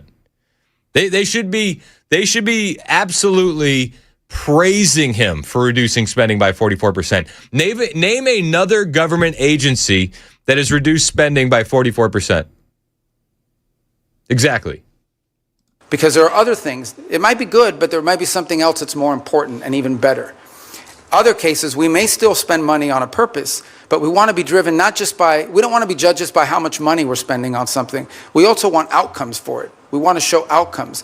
That's been the goal behind these MOUs, these compacts with the 32 countries that we've entered into in a week plan, is we're not just trying to solve the disease problem this year. We're trying to build the local capacity so that 5 years from now, they won't need aid anymore because their local systems can handle it. How dare you be so reasonable, Mr. Secretary? Now, this is completely opposite of what the Democrats do. They don't worry about outcomes at all. They just keep throwing money at the situation. Look no further than homelessness in California for the confirmation there. I'm saying 5 years. Some countries may take 10 years. But nonetheless, that's the goal, and it's been very well received. Thank you. Thank you, Senator Lee. Senator Merkley. Thank you, Mr. Chairman and Mr. Secretary. Good to see you. As Senator Shaheen noted, you've expressed that no one died as a result of the sudden shutdown of AID. And I did ask you last time you were here about that, and I won't repeat all that, but I want to note that the folks who study this at the schools of public health, the Harvard Chen School, the Boston University School of Public Health, estimate that over 500,000 children have died from that sudden shutdown. I want to kind of put a note on that. If you were to walk across this country, you'd see one dead child equivalent every roughly 30 feet. That's the level of carnage. I know you disagree with that, but many experts who are in this... This is the fear-mongering and the scare tactics of the Democrat Party. Also, can we be perfectly honest here? Like, I don't want kids to die. I don't believe in his numbers. I think that it's just trash. I think it's just, this is fear porn. This is scare tactics. Let's keep throwing billions upon billions of dollars at USAID. But even if, let's say his numbers were completely 100% factual. Is that our job? Is that our job? Or is that the job of the governments of the countries that those children reside in? Serious question. Is that my job as the American taxpayer to worry about the children of the world? And I'm not trying to be heartless here, but as a country, we have to put our oxygen mask on first, or we can't help anybody. And when we're $39 trillion in debt, our oxygen mask is loose fitting at best. We're barely getting any oxygen. The bag isn't inflating. There's an issue. Is that our job? Is it? Is it our fault if anyone dies anywhere in the world at any given moment because we didn't supply the funds for the programs? Is that our job? I don't happen to think it is. I don't think we should be giving out any foreign aid until our budget is balanced, until our deficit is non-existent. But the Democrats keep wanting to throw money at other countries. Don't you understand we have our problems here? Where's the concern about the hungry kids in America? Where's the concerns about the zombie-filled, drug-infested cities here in America? There's no concern. None. And to be perfectly honest with you, that was Mr. Merkley, the Honorable Mr. Merkley. I don't think he cares about the kids either. I think he cares about scoring political points. And I think that's what that's really about. The Democrats kept doing this over and over and over again during these hearings. It was much more about scoring political points. It was much more about getting Twitter clips. It was much more about performative outrage than anything else. In fact, one of the Democrats from California, she absolutely lost her mind at Rubio for like 5 minutes. And then when Rubio went to answer the question, she storms out of the hearing. And he's like, am I not allowed to even answer these questions? Representative time has expired. Representative Salazar is recognized. Yes, and giving contracts with no transparency is exactly the reason why you shut down USAID. So practice what you preach. I yield my time. She gets to scream now too? Chairman, can we take down her words? I'll give you some time. I'll give you some of my time. Then you just okay. But God, what kind of thing is this? What is this? You get asked questions for 5 minutes and you don't get time to answer. It's not a hearing. I think you said clown like show a dunk before. tank. What is this? I don't have to tell you. I don't. I've even used their time. How can I answer the question? They don't even give me time. I've had to use their time to answer your questions. Yes. All right, whatever. All right, so I don't need to tell you that in my community, the city. I mean, she storms out of the hearing. Performance art. Excuse me. Complete performance art. This is what we saw again and again and again in hearing after hearing after hearing. There was a fiscal year budget hearing for the Department of Homeland Security, and Al Green had to get in one more crash out before he leaves Congress. As you know, with the redistricting in Texas, it squeezed Al Green, and he lost his primary to another Democrat. But he had to get one more ding in, and during a budget hearing for the Department of Homeland Security, he decided to scream racism at Markwayne Mullin. Racists take offense at peaceful protests. Now, he's holding up a sign, if you're not watching on Super Talk TV, it's a visual aid that says, "Black people aren't apes." And he said, racists take offense to peaceful protests. Tell me how this is relevant in a budget hearing. Does anybody know? A racist, Mr. Secretary, would do what happened to Rubio. Are you calling me a racist? A racist. I'm asking a question. Reclaiming my time, asking him to shut up. That's a pretty... Shut up. Shut Up. It's my time. I'm not going to let anybody call me a racist, Chairman. I never called him a racist. It's my time. It is, gentlemen, will suspend. He will not. Tell him to shut up. Gentlemen, suspend. No, the gentleman will suspend. No one will call me a racist. I'm Cherokee, too. My family has been pretty tolerant. I ask that my time be restored. I ask that my time be restored. The clock has been stopped since I suspended the clock. I will continue to interrupt as long as someone's sitting there assuming I agree. me a racist. And as I said before, there will be no addressing anyone's character in a negative way. This is a budget hearing. What are we doing? The federal government, you understand how much money and time is being wasted with all of this performance art by the Democrats? And it just keeps happening over and over and over again. The War Powers Resolution vote yesterday, performance. Nothing's going to happen. These budget hearings where Al Green is holding up signs that says black people aren't apes. Like, okay, cool. What does that have to do with the budget? Shut up, bigot. Okay, all right. I will miss Al Green. I will. He brings a certain panache. He does. He said, "Shut up." He's channeling his inner Nancy Pelosi. But we will. Evidently, his constituents heard enough of him because they voted him out of office. Mr. Secretary, please. Again, we're almost done here today. Mr. Green, you can continue, but again, I will stop if this sounds like you are either directing that this secretary is a racist, or as well as the president or vice president, because we do know under our rules you cannot disparage a member of Congress or the president or the vice president. Stunning and brave, Al Green. You can continue, but please, make your accusations of racism a little bit more broad, a little less specific. Shut up. Exactly. Hold on real quick. Luke in Nashville. What's up, man? Hey, man. Thanks for taking my call, Chris. Yes, I listen to this station every day. I've been doing it for years. And I'm hearing a lot of stuff that shouldn't be. I don't think it should be. I feel like both sides, man, should be treated equally, no matter what. If you do something good, do it good on the Democratic side. If you do something good on the Republican side, do it good on the Republican side. But I heard you a few minutes ago talk about how the Democrats always throwing money at everything. Well, let me ask you this. You said the Democrats throwing money at everything. What about Donald Trump? He throws money at everything. He wants to pay off stuff. He wants to pay these guys who invaded the place on January 6th. Like when the police officers held open the doors.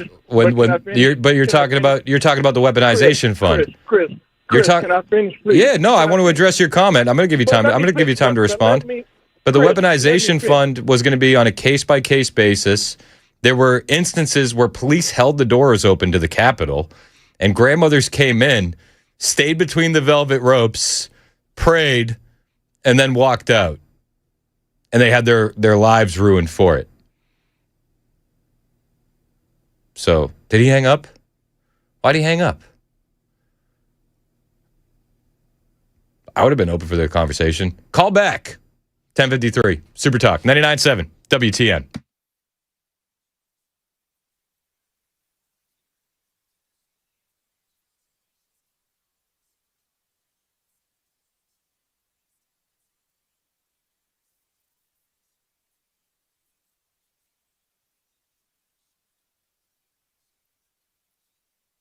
Hey, it's Dan Mandis from Super Talk 99.7 WTN and Nashville's Morning News. I'm here with Chris from USS, United Structural Systems.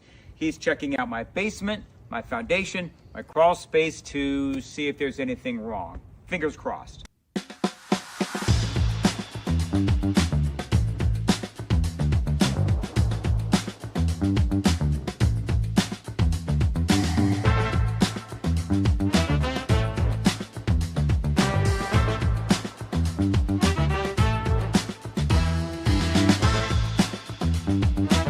All right, so there's good news and there's bad news. The bad news is we found some cracks in my basement wall. The good news, I've got Chris here who's going to walk me through the next steps.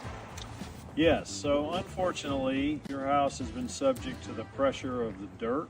The hydrostatic pressure, heavy dirt pushes on foundation walls, and you've got a little bit of what we call bowing. So that wall is pushed in a little bit. We have a lifetime warranty solution for that. So we install, usually in a day or two, this can be done in most situations, we install carbon fiber straps, which keep the wall from moving inward at any point in the future. It's a lifetime warranty for anybody that ever owns this house. So it's a quick and routine thing that we do, but it yields some long-lasting benefits. It's a great selling point if you want to sell your house. Absolutely. Good thing about our warranties is they're not only transferable, like the contract says, they're automatically transferred when you sell your house. So you'll have to sign any paperwork or even send us an email saying that you sold your house. Warranty would transfer to the next owner.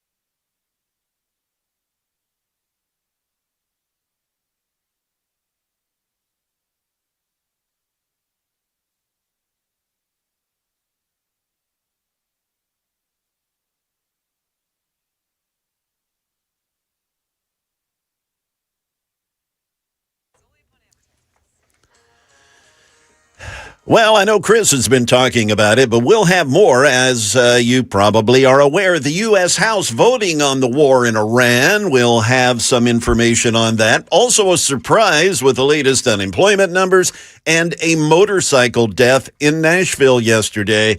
We'll have those stories at 11 on Super Talk 99.7 WTN. That's Jay Harper in the newsroom, 1058 on Super Talk 99.7 WTN. My name is Chris Hand. I'm still waiting for that guy to call back. He's not. People are mad at me. They said I interrupted him. A conversation works like a back and forth. I'll let him make his point. He talked for 30 seconds, 20 seconds. He brought up the weaponization fund. And I said, yes, some people were treated completely unfairly. Police officers held the doors open on January 6th. There were FBI informants in the crowd. They're like, what do you want me to say? Yes, the weaponization fund was supposed to be on a case-by-case basis. It's a moot point at the end of the day. I mean, Senate Republicans are already killing it. So what are we talking about here? If you disagree with my takes, like I'm down for a conversation. But people are like, Chris, you were rude. You were rude. And I scroll up and I see all the things that they've said to us before. Like one guy, he said, your last caller hung up, Chris, because you can't shut up for a minute and just listen when someone disagrees with you. I scrolled up and it says, MAGA is a cult. Oh, okay. So that's your take. Interesting. I'm here for conversations. If you disagree with me, you're welcome to. The conversation is back and forth. When you say something, I'm gonna respond. So, welcome to the show. 9 to noon, Monday through Friday here on Super Talk 99.7 WTN.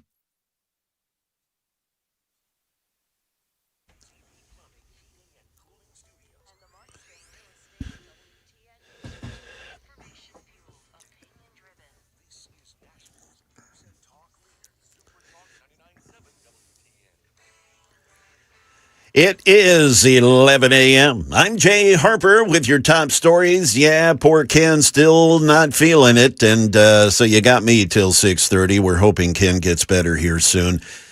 We'll have a full weather forecast here for you in just a bit. After a handful of prior attempts, the House has passed a war powers resolution that would urge President Trump to call off U.S. military action in Iran unless Congress approves it. It now heads to the Senate, but the vote is largely symbolic and won't end up on the president's desk, more than likely. ABC's Karen Travers, she's at the White House and has the president's response. He called it a meaningless vote. He accused the Republicans, 4 of them that joined those Democrats, to vote for this resolution. He called them grandstanders, and he has said that this is going to complicate his efforts to reach a final agreement with Iran. He said that they know where things stand, and he is at this point in the final negotiations with Iran. Now, that's not exactly what he said yesterday when he indicated that there could be a deal in the coming days, but also it may not work out. We now turn to the unemployment numbers. The number of unemployed Americans applying for benefits, well, it surprised some folks with the numbers. Economists expected initial jobless filings to remain steady at around 215,000 in the week ending May 30th. Instead, the figure surged to 225,000 applications. The 4-week moving average is less prone to wild fluctuations, but even it rose last week by 6,500 from the week before. That's ABC's Jim Ryan.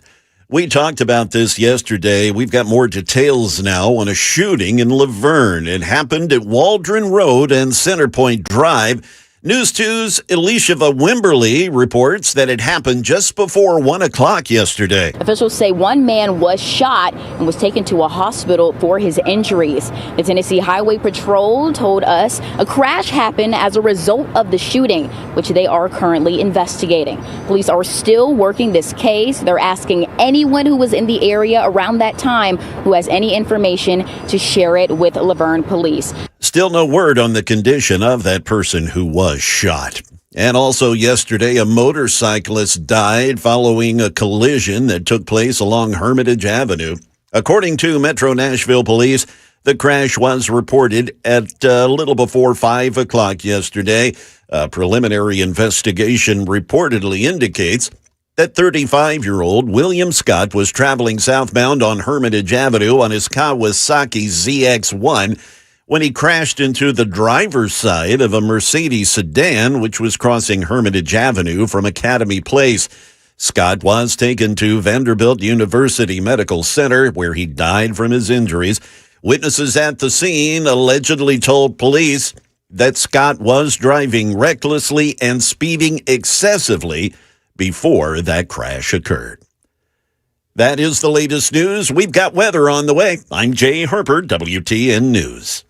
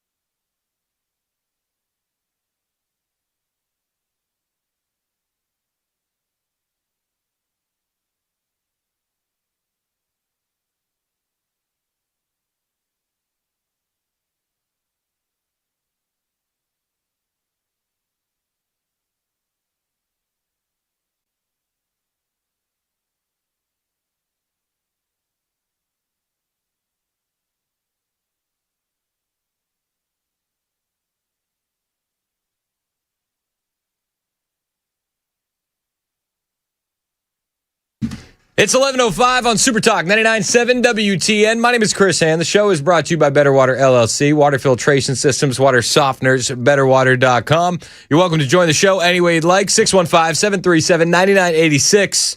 If you call, there's a chance I interrupt. Just a warning. What do you want me to do? What do you want me to do? I'm like during that after I got through with that guy. After he hung up in a fit of rage, because I think the weaponization fund was the right move, because grandmothers were still being treated poorly after having the doors held open for them by police officers on January 6th, which, again, it's a moot point. Senate Republicans already killed it. Thanks, John Thune. I got a text from Colton Maccabee, who is a J6er, former sheriff here in Tennessee, and he texted me, he said, "These people don't realize that we are still being denied jobs due to J6. He's been pardoned, by the way. He goes, "If we have a job, there are still leftists calling our jobs, trying to get us fired. This weaponization fund would have helped us against this targeting. Bring the fire." Yeah, listen, you can be mad at me. I don't buy into the J6 hype. And honestly, if you're a Democrat, you're still going on and on and on about J6 being the darkest day in history. Like, what are you doing? Wake up. Seriously. Just smell the coffee. Know what time it is. Nobody cares about J6. Nobody except for disillusioned Democrats. So I'm sorry. That's just the reality. Dennis in Nolensville, what's up? Hello. Hey, what's going on, man? I was at the January 6th event. Talk to me. And okay. The ellipse is where the speeches were given.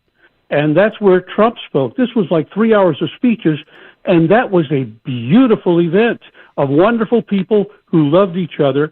I could get only so close that I could hear the speeches on these huge loudspeakers when the wind was blowing my way. That's the kind of environment that we were in, and it was a love fest. And then we were told you walk a mile or so to the Capitol building, and when we approached the Capitol building, then first I noticed that before Trump spoke, a number of people left the ellipse area toward the Capitol. Well, what's this about? You're going to miss the highlight. Well, it turned out that people were already walking toward the Capitol before Trump spoke. Exactly. And then it took an hour, almost an hour, in a crowd, walk a mile. You go to the Capitol building. We approached the Capitol building. I don't know D.C. that well, but the permit for this event was on, from us, the back side of the Capitol building. We approached the side of the Capitol building that was already dressed up for the inauguration. And that is where it was obvious that some different mood was in the crowd, and there were people agitating. Well, and how many videos do we see of Antifa members putting on MAGA gear to go there and rile up the crowd? How many pieces of info have come out since then that there were FBI agents and informants in the crowd? I mean, to say that there wasn't agitators in the crowd is bovine scatology. My eyes confirm. I mean, and did some people take it too far that weren't FBI informants? Absolutely. But the weaponization fund would have been on a case-by-case basis. And there were cases of J6ers who had the doors held open for them by police officers, who took pictures with police officers, who stayed inside the velvet ropes.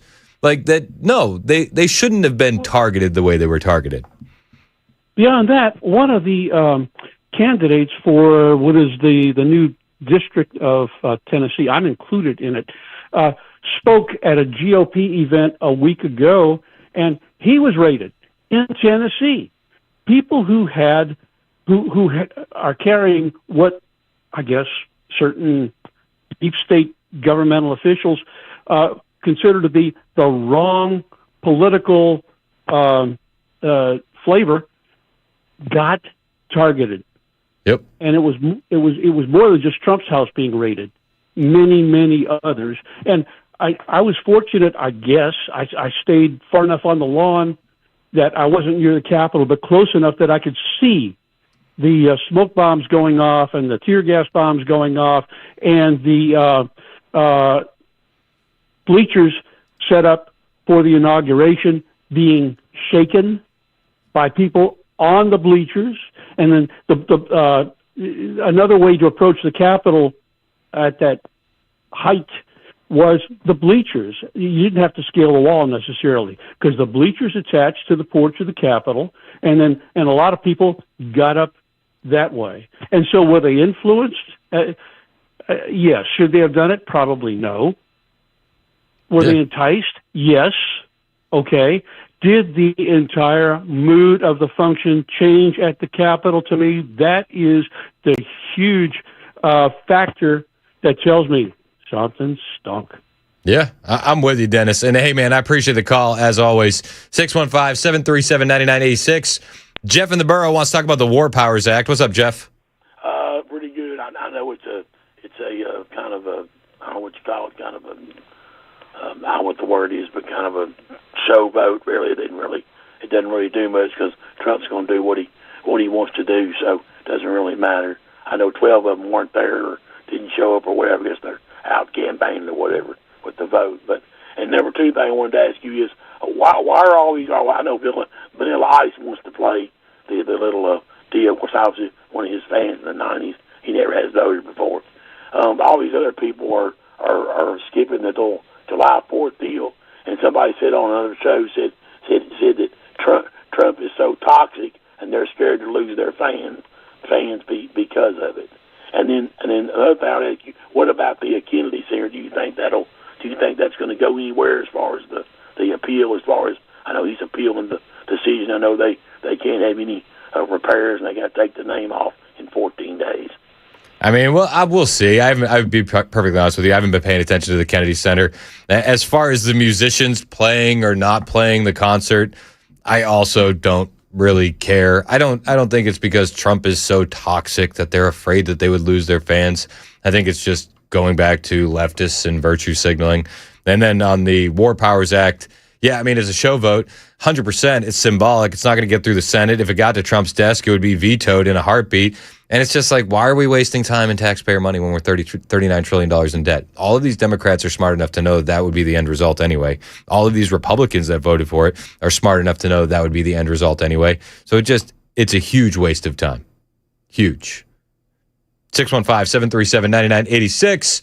Chuck in Pleasant View's been holding for a minute. He wants to talk about Iran. What's up, Chuck? Changed my mind. I want to talk about J6, actually.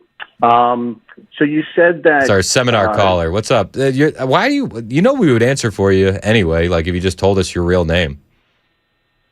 So you said that, the people that the funds were supposed to go to are these grandmas that stayed between the velvet ropes, and the police opened the doors for them, and they were just praying and taking photos. Of all the people arrested and prosecuted and found guilty for J6, what percentage of those were the people that you just described? I would say it would be a large percentage of them that had the doors held open. but I also, you leave out the part where I said it would be on a case by case basis. You casually leave that out, which is what was described in the weaponization fund. Hey, I'm selling a bridge in Brooklyn. Would you be interested in buying it? How many J6ers do you know personally? Zero, because I don't hang out with degenerates. Yeah, I mean, yeah, exactly. You have no idea what you're talking about here at all. Right. How many FBI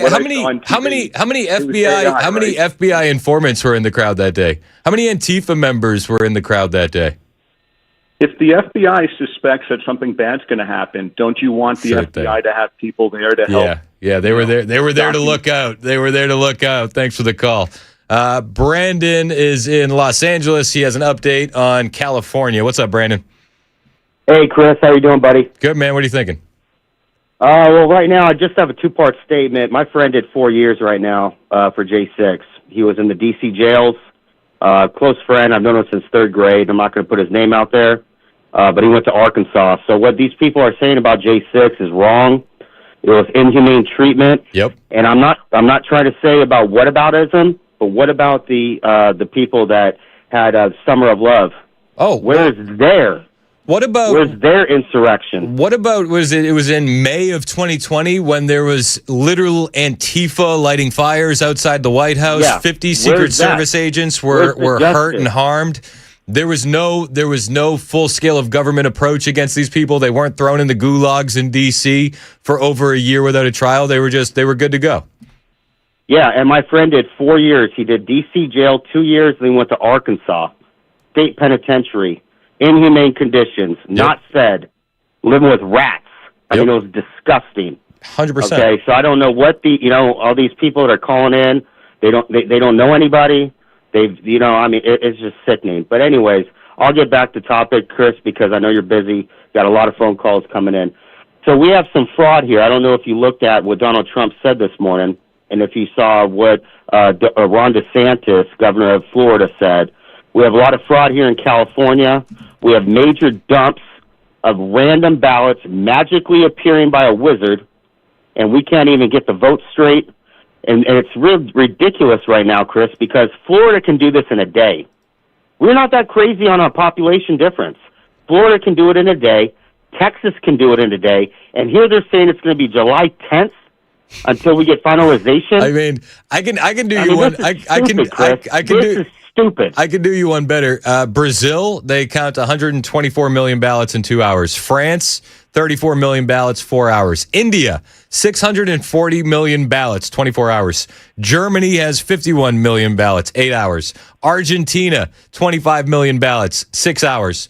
California, 10 million ballots, but it's going to be 37 days. I don't understand it, Chris. I know there's fraud going on here, and I'm so thankful Donald Trump's looking into it because now the DOJ is going to investigate. Now, Mr. Flint, he's a congressman over in Florida. He was actually on a different show, but he also wants to bring it to the floor that this cannot be accepted. I also want the Supreme Court in on it, too. This is fraud. There's no election integrity here in California, and it's nonsense. Yeah, you're 100% right. I mean, how do you feel with? Are you in LA in particular? Yes, I am. So I'm pessimistic about Spencer Pratt's chances moving forward in the runoff. Where are you at on that? I have 100% faith in him. Just give him 5 more months. Really? You know, believe it or not, yes, Chris, I'll be honest with you, man. This guy hit the hood. He was in Crenshaw. He was in East LA. He hit the hood where people need change. And he hit the hood, and he's a white guy. So, I mean, I have full faith in Chris Pratt right now, dude. But the thing is, we know they cheat. So, he's probably going to lose. Yeah, I hear you. Hey, man, call back anytime, all right? Keep us posted on this stuff. Thanks, Chris. I appreciate you. Let's go to Richard in Cookeville on J6 arrest. What's up, Rich? How you doing? Good. What do you got? First time caller. Just wanted to say, you know, they were talking about January 6th and the insurrection and everything, but what I saw was the Horn Man. I don't know what his name was, the religious shaman. He had a Capitol Police guided tour the whole time that he was in the Capitol. And they put that guy in jail for, I want to say, nearly 4 years. And if Tucker Carlson hadn't had that on his show, he would have still been in jail up until the pardon. I've met the QAnon shaman. Very nice guy. He's a wild individual, but he's a good dude. But how many people in the blue states ride a subway, try to push somebody in front of a train car, beat somebody, stab somebody, and they say he's mentally ill, and they put him in an institution? Yep. It doesn't make sense. But yet they call that guy a criminal. They called the Horn Man a criminal, and it's just beyond me.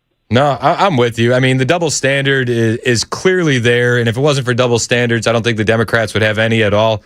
I mean, the J6 stuff, we've gone over this time and time and time again.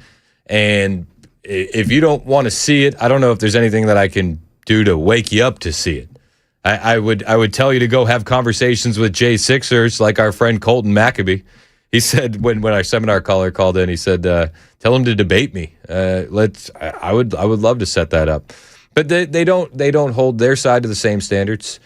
When Antifa was rioting outside the White House, when they almost burned down, what's the name of the church that's out there? The old church that they tried to burn down.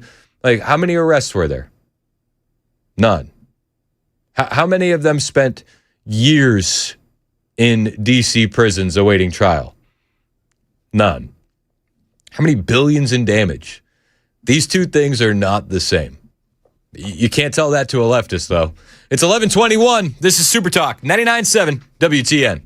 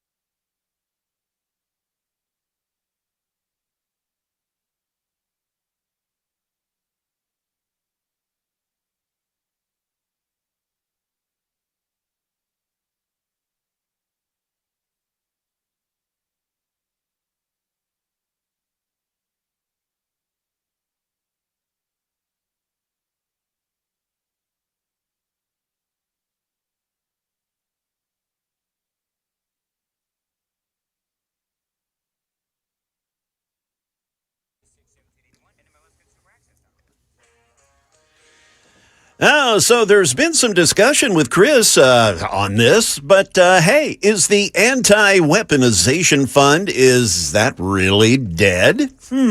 We'll have a story about that. Also, there's a new company atop the Fortune 500, and if you stop a minute, you can probably guess who it is. We'll have that and more at 11:30 on Super Talk 99.7 WTN. Are you telling me there's a chance, Jay Harper?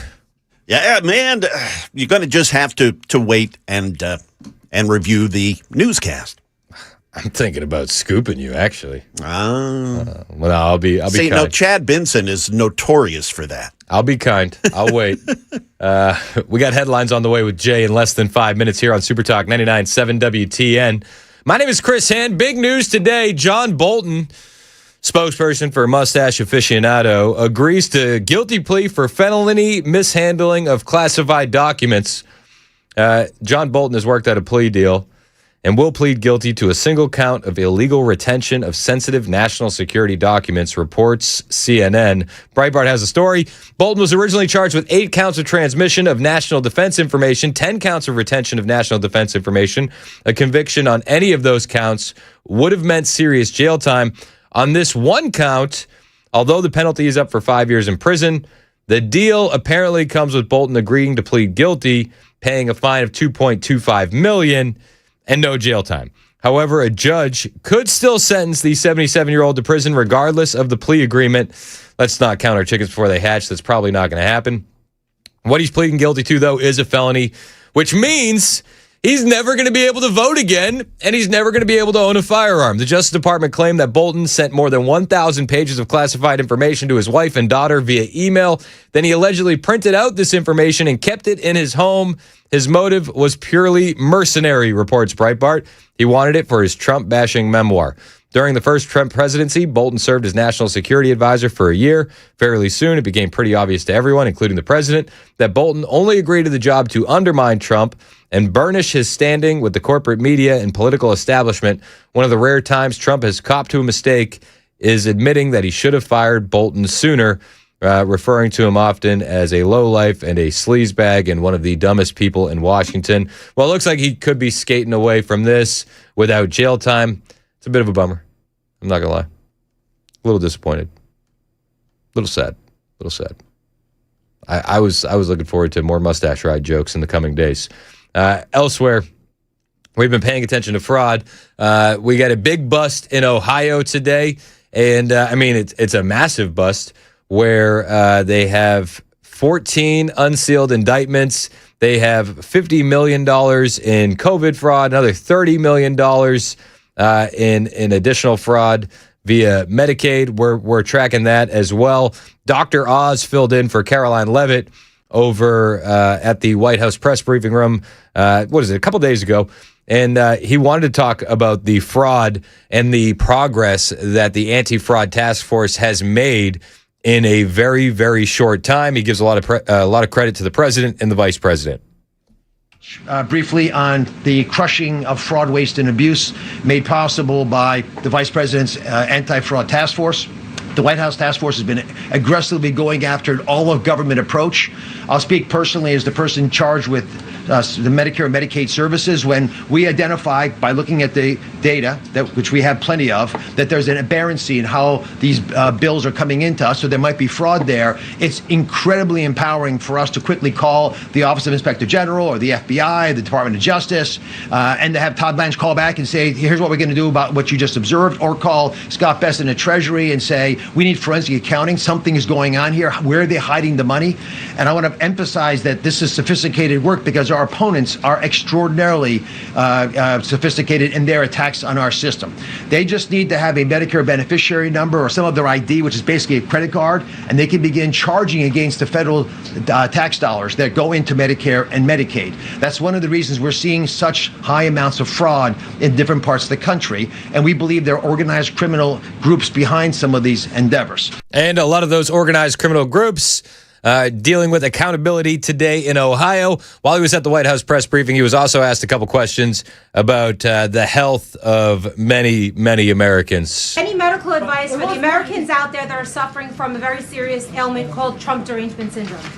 I am concerned about folks who have focused their entire life energy on dislike of the president. It's disheartening to see people lost in that way, but treating stupid is really hard. 11:30 Super Talk 99.7 WTN.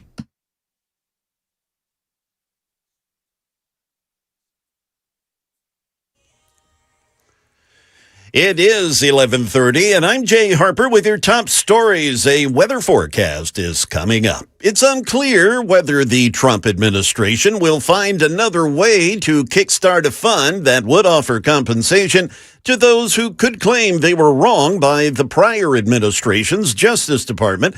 The White House said that the nearly $2 billion so-called anti-weaponization fund won't go forward. A number of Republicans objected to the fund with a contentious meeting on Capitol Hill with the Deputy Attorney General. We have more from ABC's Peter Haralambous. Yesterday said that he doesn't really know if it's still a thing and he thinks these people should still be reimbursed. But on Capitol Hill, Acting Attorney General Todd Blanche basically said that the fund is dead, that they're not moving forward with it. That being said, he didn't agree to put that in writing. And I think really the big question at this point is, even if the fund is dead, are they going to find another way to pay these people off through a different legal avenue? Well, move over, Walmart. ABC Sherry Preston reports there's a new company atop the Fortune 500. For 13 years, Walmart has claimed the number one spot on the Fortune 500 list. But now, for the first time since 2013, there's a new company up there. And it should surprise no one that it's Amazon. The Fortune 500 ranks companies based on revenue. And in 2025, Amazon's revenue grew by 12%, thanks in part to its growing web services, cloud computing, and advertising businesses. The venerable Walmart is still king when it comes to retail, but those other platforms help propel Amazon to the top spot on the Fortune 500 list. Back here in Middle Tennessee, Mount Juliet police apprehended a convicted sex offender wanted for multiple violent felony offenses. They found him in Rutherford County yesterday. When the 38-year-old Nashville man entered Mount Juliet near Lebanon Road and South Green Hill Road, officers responded and a notification by a license plate reader, and, they took the guy into custody based on that reader. The suspect had been wanted by authorities since May 30th on charges involving felony aggravated kidnapping, aggravated assault involving strangulation, aggravated burglary, preventing a victim from calling 911, and multiple other offenses. But he's now in custody. That is the latest news. We've got weather on the way. I'm Jay Harper, WTN News.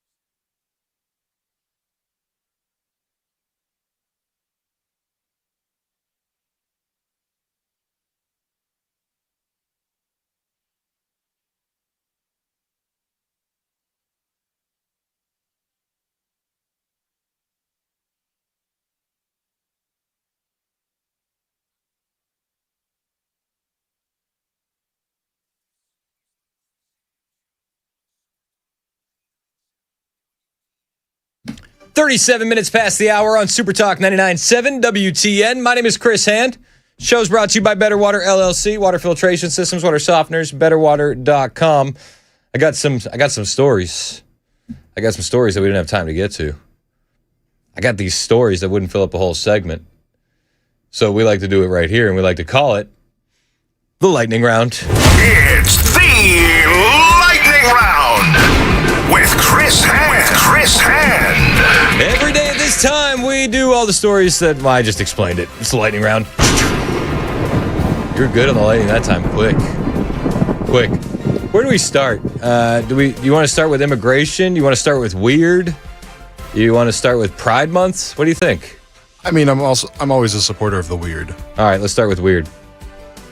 First story in the Lightning Round. The Lightning Round? I know, I kind of Elmer Fudded that, didn't I? Just a little bit. The Lightning Wound. He said it. We knew he was a white supremacist. We knew it. The Israel check came through. That's not a lightning bolt. That's a thunderbolt. Sorry. Whoa. Chill, dude. Chill. Sorry. All right. Mystery men have been spotted around New York City. Oh. You know what they're doing? They're prying open manhole covers across Brooklyn and Queens at night.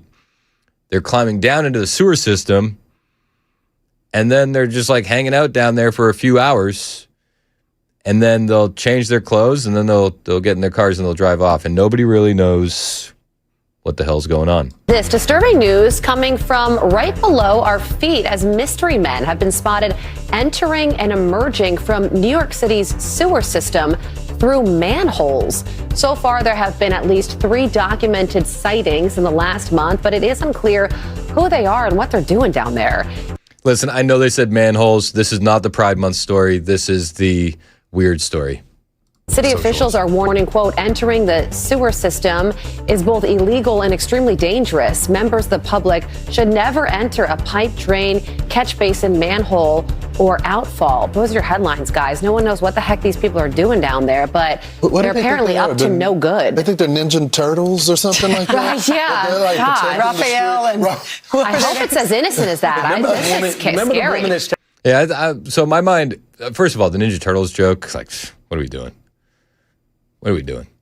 Easy grab. You know the Discovery Center in Murfreesboro? You've probably never been there because you're an adult.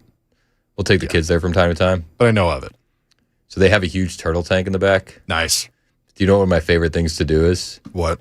I'll walk up when like a random kid is just like watching the turtles, and I'll be like, yo, do you hear what they're doing here?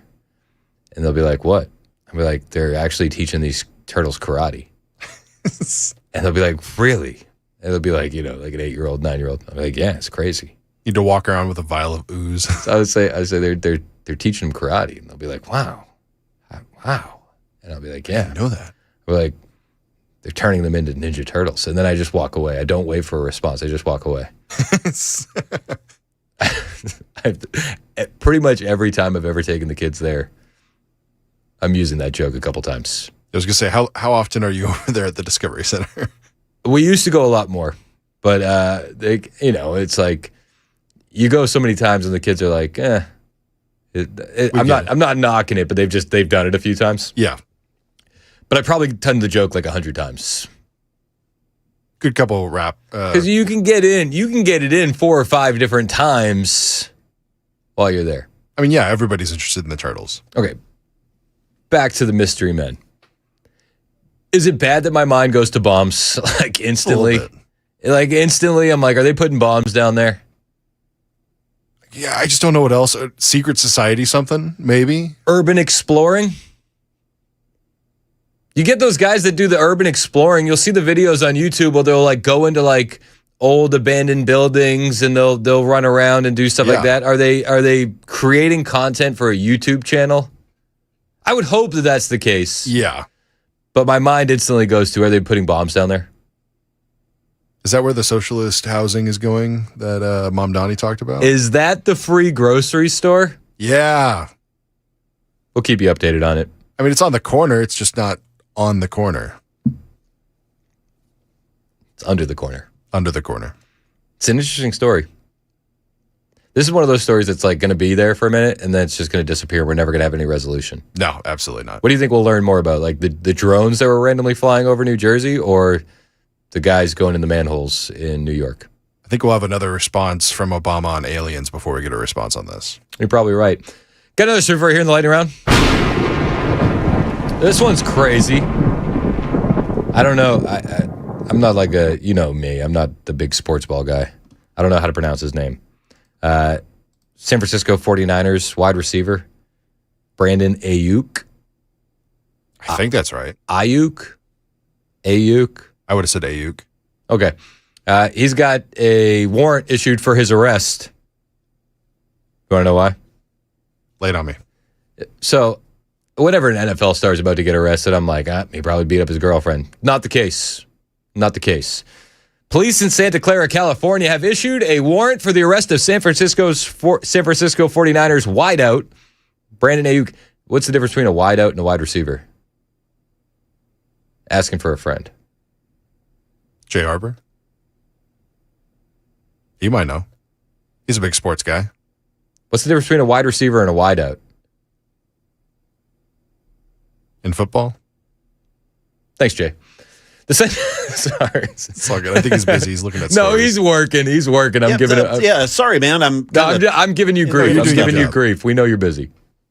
What's the difference between a wide receiver and a wideout? In football. He's back to story hunting. Thanks, Jay. The Santa Clara County District Attorney's Office has confirmed to the New York Post that Ayuk is wanted on a misdemeanor charge of exhibition speeding. Officials did not release any other details on the charge or the incident to which it is related. But according to the paper, Ayuk is in trouble for speeding over 100 miles per hour in his Cadillac CT5V Blackwing in Santa Clara back in December. Now, here's the best part. The charges come because he snitched on himself. Apparently, it's tied to an Instagram post that he put on his own account last year, driving close to 100 miles per hour past Levi Stadium. I don't understand why these people do this, criminals in general. They always seem to post this stuff on social media. Why do you need to post videos of you committing crime? Is that not the dumbest thing a criminal could ever do? Now, I'm not necessarily calling this guy a criminal. Everybody sped over 100 miles per hour. But you don't post it on your own social media account, right? Allegedly. Just throwing that alleged there on. Also, I think he maxed out at like 93. Give the guy a break. Come on, man. Plus, how do we know that wasn't kilometers? True. It's a digital reading. You don't know? Can't read that small lettering. That's how I would do it. It's kilometers. I would have said, sir, obviously that was kilometers. It's a grainy video. How are they going to prove him wrong? How do you know? How do you know? That would be my defense. Not that I'm trying to give him an out. Nope. But if I was offering legal advice, which I'm not. You're not? My defense would be, sir, that was kilometers. Easily. 100%. Obviously. Sir, that was kilometers. Problem solved. Also, wide receiver, wide open. Wide out. Or wide out. Same thing. Wide out is just shorthand. Why do they do this? I don't know. It takes us way longer to figure it out. Yeah. Hey, I figured it out faster than I found out. You sure What's did. his name? Ferguson's name. You're getting better. You're getting better. All right, got another story for you here in the lightning round. Another one. All right, we're getting to our Pride Month stories. Oh, boy. Stunning and brave. Shenanigans! Shenanigans! No, this is real. Okay. Outrage erupts in New York. Shocker. We're literally just ping-ponging from New York to California. Have you noticed that? Outrage erupts in New York after they have passed legislation to remove the word mother and replace it with gestating parent. What? You heard me right. I love Gestating Parent Day. Happy Gestating Parent Day. Don't forget to get something nice for your gestating parent. They prefer flowers. Dems replace mother with gestating parent in the latest rewrite of woke New York law. legislation to swap the terms mom and dad for gestating parent. What does that even mean? And non-gestating parent. Finally. Will Kathy Hochul sign this bill? Yes. Probably. Let's hope. Mom Donnie will tell her too. I love that last little tag. I like Kilmeade's not really like I don't know. Do you think of Brian Kilmeade as like the funny guy? Legislation to swap the terms mom and dad for gestating parent. What does that even mean? And non-gestating parent. Finally. He just drops a low key finally. Finally. You can tell they're all just fed up with it. They're like, really? What are we doing here? I would imagine that like they're doing this show in New York. Yeah. I would imagine every time a New York story comes up, they're one step closer to moving away. Rolling their eyes. What? Why would you live in New York or California? Fox Hub in Nashville? Does anybody know? Maybe. Why wouldn't they? Yeah. Dude, if we're gonna give Starbucks $30 million to move in, why wouldn't we help out Fox News? Well, do you know why? Because we're Fox News and we suck. It's a good point. Yeah. Do we have one of those for Starbucks? No, I got CNN. Oh. Starbucks is Le who? The her. Pretty close. What's the CNN one?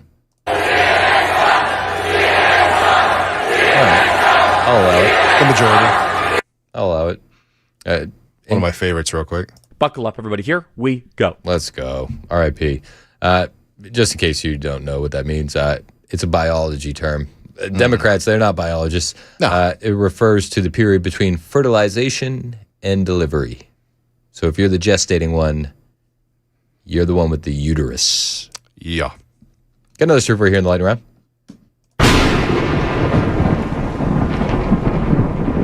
UFC fight. Today, Junior? Yeah, seriously. Yeah. Sorry, I'm calling myself out. It's just Mason doesn't always roast people, but when he does, he makes sure it's himself. Yeah. UFC fighter Sean Strickland is also celebrating Pride Month. Or I guess not celebrating Pride Month. He said equal rights, equal fights. Yeah, he posted on Instagram. But first, the caption. I got the video if you're watching on YouTube. Yep. The caption is, "I've yet to see one rainbow flag. We're back." And then it's a couple American flags, and then he tags Bud Light in it. And then the video is an AI video of him versus Dylan Mulvaney in a cage match.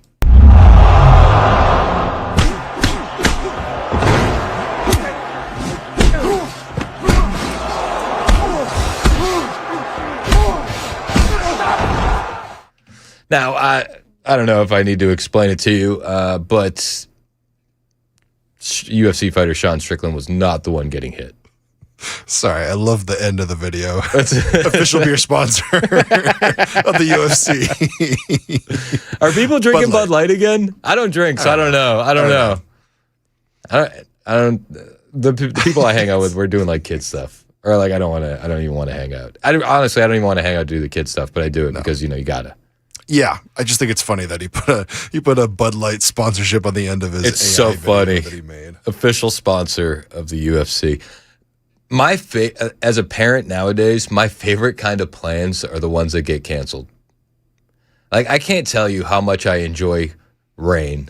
I can't. Like, it is like I see that in the forecast, and I'm just like, yes, let's go. It's like a kid hoping school gets canceled the next day for snow. Literally, like it's the adult version of a snow day. Yeah. When you see rain in the forecast over the weekend. I don't have to mow the lawn, and baseball is probably going to be canceled. Not that I love baseball. As we love baseball. I love baseball. I love all the kids stuff. But like I get 1 day off a week. That's the third tournament. I get 1 day off a week, and it is like slam packed. And we're ping pong balls. It's for the best. It's for the best reasons. I don't want to disparage it too much, but I have to tell you, I love when there's rain in the forecast. Like some people are like, Stefano, you're ruining my weekend plans. And I'm like, my dog, let's go. Give me another. My guy. You loved last week. I did. Except I ruined a pair of shoes. Flag football didn't get canceled for the rain. Dude, my shoes were so squishy. I bet. Walking out of there. It was crazy. Could fill a pool. Like, we literally got downpoured on the entire game. I didn't have an umbrella. Yeah, of course. Why would you? No. What do you think I planned for this? No. And then as soon as the game, like, literally, they're like, we're skipping halftime. We're playing through. I'm like, all right, good call, boys. Smart. And then as soon as the final whistle blew, the rain stopped. Of course it did. Sure did. Were there any games after that or just yours? Nope. Nice. That was it. Nice. That was it. I got one more story for you here in the lightning round. All right. This one's a pretty big deal. I'm not going to lie to you. Secretary Mullen has testified that the DHS right now is on track to have the entire border wall built by this time next year, going from the Pacific Ocean to the Gulf of America. That's huge. It is. Oh, hold on. Let me put up the audio. I turned it down because I was getting nervous about the UFC beating up fight. Dylan Mulvaney video. This is Bill Malusian. We actually did get some substance from this hearing. Secretary Mullen testified that DHS right now is on track to have a border wall built from the Pacific Ocean all the way to the Gulf of America by, quote, this time next year. John? Let's go. I hope that they actually do it. Like, fingers crossed. We do need to finish that border wall. We have to build a wall. And it has to be done quickly. Or at least 10 years later. Well, I'll take it. I'll take it. I'll take it. 11:54, Super Talk, 99.7 WTN.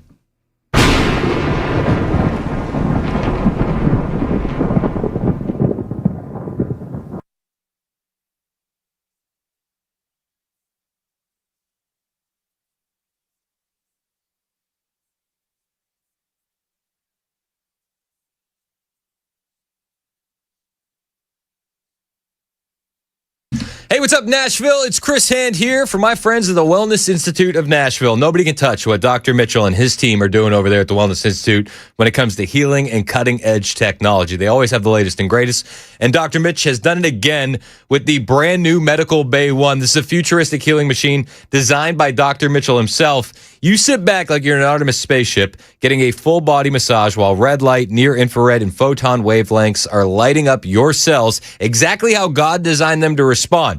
And it's going to stimulate your stem cells for real tissue regeneration. Absolutely epic healing with an epic piece of tech. And don't forget, that's not all you're going to find there. They also have the non-surgical spinal decompression. What they won't offer, surgery, opioids, painkillers, or painful injections, just real relief. Right now, you can get the Epic Spinal Special, $33 off each visit. Launch your pain-free voyage today, 615-246-5009, 615-246-5009, or find them online, painisbad.com.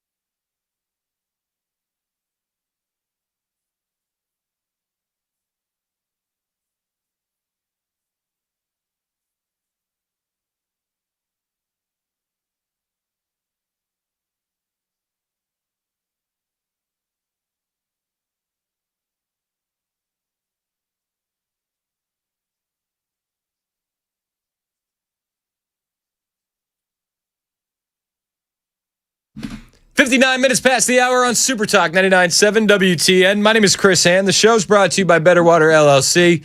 Water filtration systems, water softeners, betterwater.com. That. So did you hear the story about the wideout for the 49ers getting an arrest warrant? No, which one was this? Brandon Ayuk? Oh, Brandon Ayuk. Did I say it right? Yeah, Brandon Ayuk. So he posted a video of himself speeding by Levi Stadium. Okay. It was a digital dashboard. I'm not giving out legal advice. But if you said to the judge, one of my kids actually was messing with the car, and that was kilometers, not miles per hour, does he get out of it? It's possible. That's possible. Would you take that defense? Yeah. I think he would. I would take that deal. I think he would. I don't think he will, but I think he could. How about you? No, hit it, Mason. Would you take? Blame you. Yeah, damn good deal. Damn good deal. I'd take that. I'd take that plea. I'd take that. I'd take that defense. Would you take that defense?